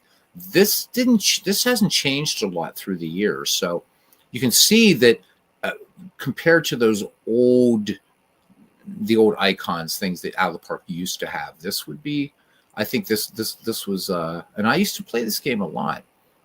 This would be really this would appeal to a lot of people, but I think this one's long in the tooth.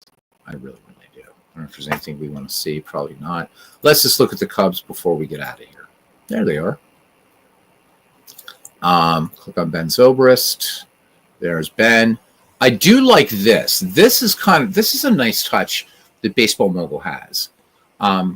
That Pocket Pennant Run is kind of sort of adopted. I can just see at a glance positions that he should play, and he's okay out there. We just don't want Ben Zobrist catching. We don't want him catching. So we can see his ratings there, kind of nice.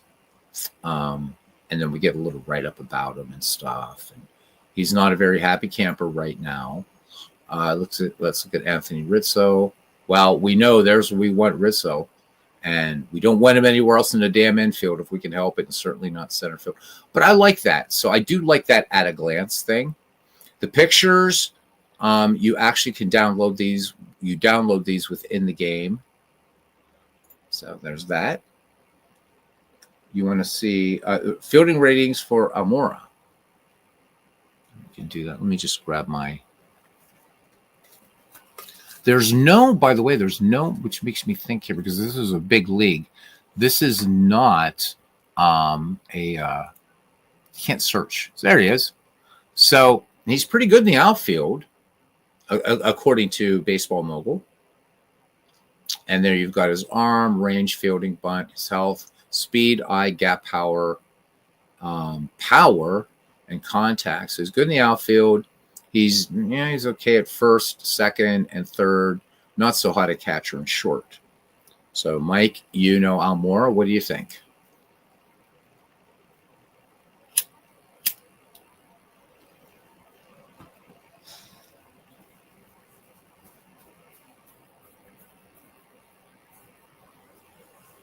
I mean, this isn't a bad game. It's not a bad game. It has its charms, but according to the game, he's rated pretty high here. There's certain things that are very, very good about this game. Yeah, it's the standings come out a little bit weird, but again, you would have to run a number of numbers. But the actual game, like the crowd, it always sounds like it's bottom line, 2 outs, bases loaded in the World Series, and they react to everything. And there's things it should change, but it's only $10 less than Out of the Park Baseball, but it just doesn't do a lot, I'm afraid. Can I say? Any other cubby you want to look at here before we knock off here? Let's look at the good old Travis Wood here. Travis Wood. Yeah, stay in the cubbies here. Come on, Travis. There you are. So we can get his ratings here as a pitcher. So good 4-seam, that's his pitch. 2-seamer, and then cutter. It goes all the way down, so up to down. I mean, what are you going to do with a pitcher? We can get his endurance peak, whatever. You can edit players in this, so we're going to turn on commissioner mode. And I can edit. So anything you disagree with, just like an out-of-the-park baseball, you can edit stats in this thing, edit whatever you want. So you want to change his power or whatever you can. No big deal. You can edit players in action PC baseball as well. Another thing that speaks in this game's favors, you do get 123 seasons, or no, 123 seasons included in the box. No minor leagues though, and no Federal League, no anything like that. This is American National League. Boom. So, it's this bad boy right here.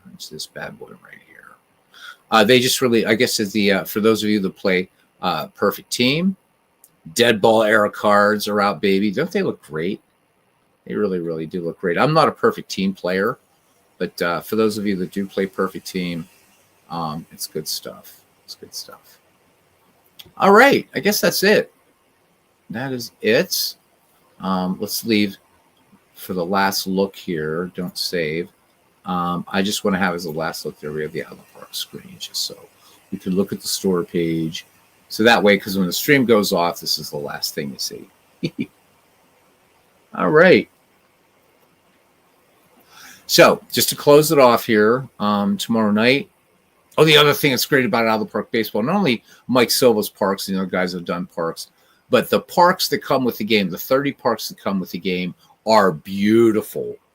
They didn't use Google SketchUp for these. They used something, whatever, in-house. I don't know what they used. And you get all these different TV views and stuff. So those are even the little strange things that I didn't touch. There's saturated grandma's TV if you want. But it's a sharp-looking game, man. It's a sharp-looking game. There, you want to play some 1950s baseball? There you go. There's some good old black and white. Yeah, have whatever. We'll leave it there in Camden Yards. It looks pretty. It'll advance anyhow. It doesn't matter. So tomorrow night, I'm hoping Dave Cook does get Action PC Baseball released tomorrow. It was pushed back for 2 days. So tomorrow night we'll do a all-together unboxing of Action PC Baseball 2025. And no, we're not going to compare the two tomorrow night or anything. I think they both have incredible strengths and weaknesses. This is my favorite game. Though. I love Out of the Park Baseball. But Action PC is a no-brainer, too, every year for me, just like this is. Mike, thanks for showing up tonight and, with your great suggestions and of course, your great mod and everything. And hopefully when I get this restarted, I'll be looking at some new ballparks later and stuff like that. So, guys, thank you. And thank you for watching the unplanned game between the Montreal Expos and the Pittsburgh Pirates. And don't forget, guys, if you want that, when you install that, they'll install as quick starts. Pick the quick start you want. Go in, do your logos, do everything, and have fun. Play some more focused baseball if you want. Mike has made that possible. That wasn't possible in Out of the Park Baseball without a lot of work. Mike did all the work for you. And there's a great one more thing before you go, guys, just so you know. I have to go into Out of the Park Baseball to get to it, though. Let me show you. I was bragging about how good of a user guide this is. So let me see if I can get back in this again. Let's load and let's go the. Is it the integrated mod I want? Yeah, that's what I want. I want to show you how nice this is. So Mike walked me through this, but yeah, I believe is it settings? Is it where the hell is it, Mike? I'm looking for that shit. Where is it? You know what I'm looking for, Mike? It's not here. Yeah, wait, is it? No. I want to go to, or is it advanced settings? Mike, I want to show them your user guide if you're still here.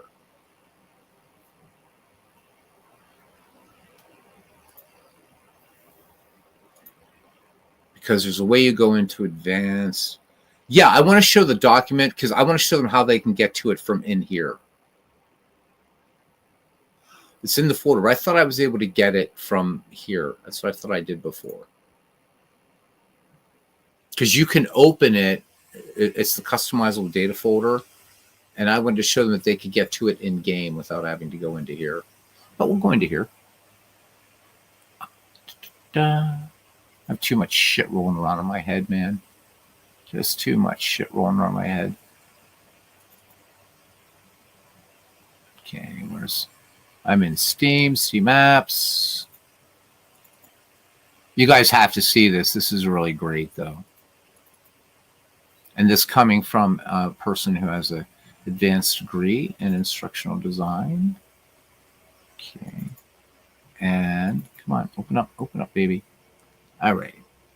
And it is in the, where'd you go, man? It's not documents. Yeah, it's in the folder of the database. That's what I need. Oh, man, but you can get to it in game. And that's what I wanted to show. Where the hell is it now? This is what baseball. This is what I get when I try to start something. There it is. So the stats NEL mod. Oh my God! Oh, you know what? Because I think I copied it out of here. Duh. I'm stupid. Hang on a second until I find it. There it is. I found it. It's on my desktop. I just copied it. All right, check this out, guys. Check this out. Let's get rid of all this nonsense over here. And no, I don't care about the AI bullshit there. So it's in that directory. Copy it out. Yep. Already got it. Already got it. Okay. And in the documents folder, the Allen Park directory. Here's what it looks like, guys. So nice. This is again by Garland, Lansdowne Street. Here they are. Here's your Negro League players. If all you have to do is follow this step by step. And what's nice about it, it's not just a step-by-step thing. They give you the whys about how, maybe how to certain sort of things. It's going to walk you through everything. Mike showed me how to do it. And next day, I'm like, I want to do this now by myself. And I was able to do it and started it in 1893. If you're, and really follow it, because there's some things you do need to know, but this is super, super easy to do. Look, nice screenshots. It's going to take you right through as if Mike is sitting right there with you saying, do this, do that. Look, see how nice and graphic. And then you're getting right, just the right sort of colors, everything. This is perfect for instructional design, right? So giving you your disclaimers, stuff like that. Keep going down, walking you through additional settings. And in fact, I will go so far as to say this, if you follow this is a great primer in Out of the Park baseball. Look at this. You're getting strategy settings by era here. What's going to happen, the expansion draft, things like that. They're going to tell you how to set things up. You can't go wrong. And then players sorted by the first sorted by surname, and then by the rookie year, by the retirement year. And you're getting like, here's the inaugural draft, things like this. Is going to tell you about what you have to do as far as unchecking the color barrier. I believe, Mike, it's after the 1883. Yeah. But there's one outfit. Okay, go to that red warning. Is it this one? The one that I went to? This one? Is this the one you're talking about, man? Give you a minute here to type.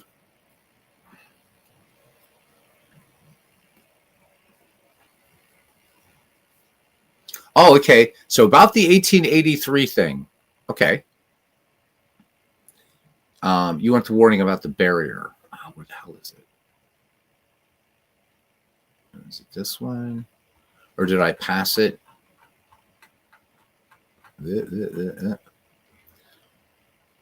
Is it this one?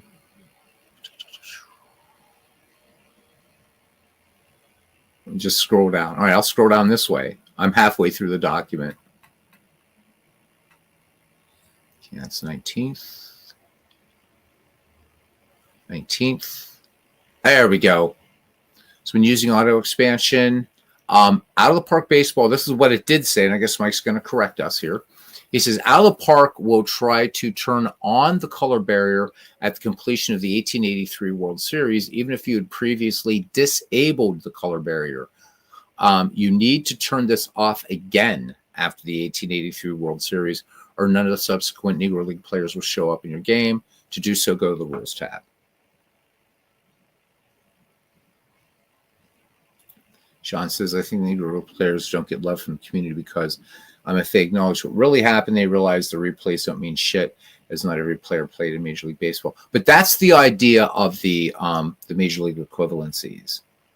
Okay, Mike says, we made the other mod, Out of the Park did turn on the barrier at the end of the 1883 World Series, but after we released it, they moved it to after the 18. Okay, so it's after 1884, guys.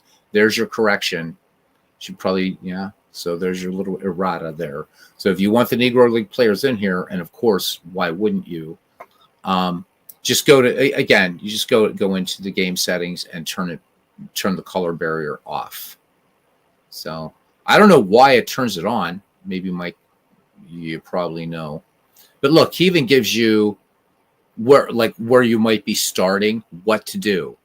So if you're starting between 1963 and 67, make sure you're at 162 games. No change is required if you are adhering to the recommended settings. So you're getting all these nice recommended settings to go by all through baseball history.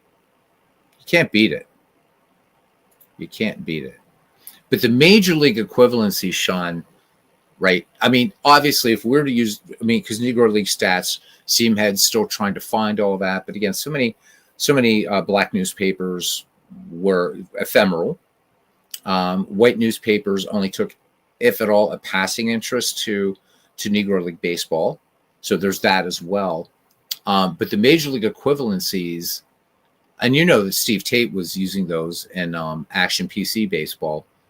But to bring these into out of the park baseball is a whole new thing. So while you had the Negro Leagues in out of the park baseball, and they are there, these guys, you're not going to be able to put them as they are in out of the park baseball. Before this, you're not going to be able to put those guys on there because they would get slaughtered, because they're not. But with these equivalencies that are very, very sound mathematics, extrapolations, whatever you want to call them. Mike is way more a math guy than I am. This mod makes it possible now to put Josh Gibson out there and Satch Paige and Turkey Stearns and Bullet Joe Rogan. And they're actually going to compete. And we saw that, we've seen that work again in Steve Tate's work with these in Action PC baseball. And basically, it's the same thing here. But what I love about this, besides the fact that Negro League players now, they can get that love. How would Satch do against, let's say, those deadly 1936 Yankees? Now we can find out, at least generally, right? I mean, but every time you start a season, it's different. But they're going to be playing on that level playing field as they should. So thanks to Steve Tate and the Action PC side, and Garland and Lansdowne Street for doing it for this game. But the other thing I just wanted to say I wanted to love, and I mean, certainly I think that the focus is on bringing the Negro League players in there, because let's get rid of the color barrier. It was a terrible thing. But that you have all of these suggested settings for each era. So as you guys know, I started in 1893. So I already had turned off the color barrier, and everything is good to go. The league will evolve as it does in out of the park baseball, one of its major strengths. So I started in 1893, first year of modern baseball, and I can play all the way through and just do it. And the Negro Leaguers that are listed up here are going to come in. Let me make this a little larger so you can see. Maybe not that much. Maybe. So we said that we knew that Bud Fowler was in the league. So by the time I'm playing, Bud Fowler's, so he's still got some years left. He's going to retire in 1899, but he's there. So all of the Negro League Hall of Famers are in here. And then there's others that were very, very good players. There's Cool Papa. So when I reach the 1924 season, Cool Papa Bell is going to be in the project. Can't wait for that. That's going to be awesome. You know, it really, really is. There's Walter Kennedy, great Negro Leaguer. He'll be coming in 1921, and he'll be in until 1942. So this was a lot of work for Mike and Lansdowne Street to do this work. There's Cannonball Dick Redding, 1911, so not too far away. Trying to see who's going to be coming into the league here fairly soon. So Bud Fowler's already in. Frank Grant. We saw Frank Grant last night, actually, in a game. So Saul White is going to be around until 1904. I'm just trying to see who's coming in here. So we're going to see Grant Johnson coming in 2 years. This is fantastic. Rube Foster, 1902, baby. He's coming. Rube Foster, there he is. So, debut by season. Thank you, Mike. Oops, let's go the other way. Okay, rookie year. Yep, there it is. Rookie year. Thank you. All right, so I'm in 1893. So we're going to see Saul White. Saul White's already now. So Grant Johnson. I'm trying to see the first big. So there's Carlos Moran. is coming in. Some great players. Look at 1901, 1902, 1903. This is where a lot of the big guys are going to start coming in. There he is. There's known as the Black Hannes Wagner, and Wagner said he was honored by the comparison. Pop Lloyd. So we'll see him in 1906. So we're going to be blowing through some seasons from 1903. We're probably going to skip a few because I do want to start getting to these great players. And I think they're going to do great because we've seen that in in the Shanks League, we were bringing in Negro League players. And I remember Pop Lloyd was killing it for me. Babe Ruth didn't get it done, but Pop Lloyd certainly did. There's Joe Williams, 1907. A different Sam Crawford. This is not the Sam Crawford of the Tigers, obviously. So there's Buck O'Neill, man. There he is, 1923. Buck O'Neill, Leon Day. I mean, these great names. So, Sean, this mod will give these players the love that they've got to have. There's Monty Irvin, who, of course, would go on to pitch in the major leagues anyhow. For the for the Giants. So they're all here. At least there's I'm back to retirement year. There's Campanella, whatever. Cool, Papa Bell, baby. So, and on and on and on. It's free. Any game that costs you $10. What can I say? So it would be fun to read the comments. Dude, you said $8.95 or $8.99 the whole time. Oh well. Think of it as it was an extra dollar for, I don't know, a hot dog vendor or something. So, yeah. God, I love this mod. This is a great mod. World War II stats are in here. There was also there is also some restructuring of the 19th century. So, for those of you that play 19th century baseball, do be aware of that. But this is super important, and the work that went into this, I think this is emblematic of how excellent the out of the park community is, and these guys are. They could have just said, well, just install it and whatever. But even giving you advice, this is what you could play with, this is what you shouldn't do, this is what you should do for this to work, right? They strongly recommend that you leave the box to import minor leagues unchecked. The modified Negro League players are in the historical database, ODB, but their historical out of the park minor league selves are also in the minor league database. So you're getting a new database with this as well, guys, that you'll be using. And enabling real minors will create two versions of the player. The modded ones are based on the MLEs, which is what you want in the defaults for out of the park. So the out of the park ones are getting just the available stats, major league equivalencies. So it's really good that we get these bullet points in here. This is one of the best instructional guides I've ever seen. Just period. It's super easy to follow, guys. I promise you. Super easy. Your first time through reading everything, it'll probably take about 20 minutes or so. But it just gets easier and easier.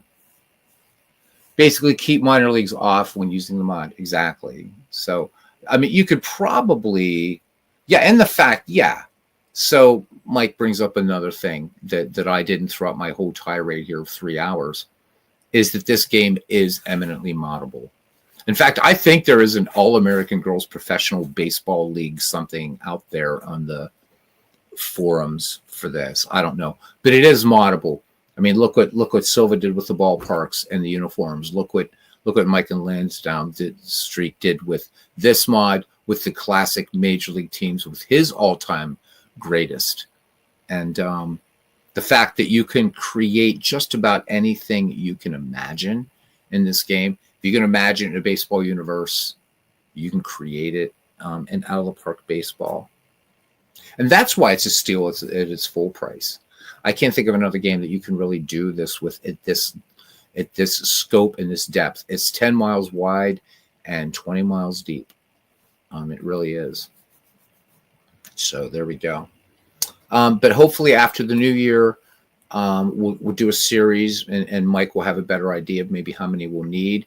We'll be, again, in advance. You guys will have plenty of advance notice of when the sort of deeper dives will come in. So if Mike doesn't mind answering some questions, bring your questions. We'll try to keep them on point. I don't know how Mike feels as far as like how he wants to teach things or go into this. But you'll know, like, the subject would be like, maybe, part one, maybe it might be navigation, because again, the advanced options screen, I think, really scares a lot of people. How to do, how to install mods, things like that. Maybe just going through a whole thing where we go through this. I don't know. It's going to be really up to Mike, but he's definitely, if he's not an educator, he should be, because this is brilliant and follows every rule of instructional design perfectly. It really, really does. I could give this to somebody who's never touched this game before, and I guarantee that at the end of it, they would have this mod installed properly in any year they wanted to start. It's that good. It is really that good. I'm so impressed by this. Mike says he's going to try his best. So you guys will get advance notice. So tomorrow night, I don't know what time. Last year, Action PC Baseball released around 10 p.m. So if that's the case, I'll be on again as soon as I get it installed. I'm not going to assign ballparks. I'm not going to import anything. I'll show you how to do all that stuff. I'm guessing that there's going to be other people going to be showing it too. Our Red Sox fan will be showing it. I'm sure Steve Tate will be showing it. So over the next few days, you'll be seeing a lot of Action PC Baseball as well. So for those of you who haven't bought that game, let me remind you that if you pre-order it, and I don't know when the pre-order ends, you do get a $25 product thrown in for free. Baseball's top 1,001 performances. So the best single season performances, 1,001 players. So think of it as a real, it's like a baby baseball history collection, and you get it for free if you pre-order the game. If not, you got to pay $25 and it comes out December 30th. But just get it. It's nice. Mike, thank you. I appreciate it. I'm going to be looking forward after the new year. Right now, the holidays are crazy to try to do something like this, but I do appreciate you agreeing to taking people on a deep dive in what is the best digital baseball game out there, period. All right, guys, we've been on for 3 hours. You know who you are. Thank you for stopping in. It's too long to really go through all the thank yous. You're all like family here, so what can I say? Till the next time, tomorrow night, if Dave pushes it back, we're going to be going back to this mod, and we're going to be going to 1893 and continuing some play in the 19th century. And if it is released, then it's Action PC Baseball for tomorrow night. And that's it, guys. Now I'm off to play a little pocket pennant run before I go to bed. So see you tomorrow night, guys. So switch over to Out of the Park store screen for the screen cap. Thank you, Mike. Although I kind of like having yours up here, but okay. Mike, I think you're being, you shouldn't be so,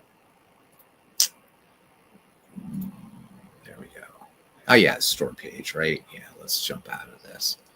I like just the look of your mod guide up there, that cover. So there we go, guys. That's it. That is it. And we'll leave you with, I don't know. What do we want here? We'll give you a picture of Camden Yards. All right. There we go. See you guys tomorrow night for Action PC Baseball 2025. All right. Take care, guys. See you around the batting cage.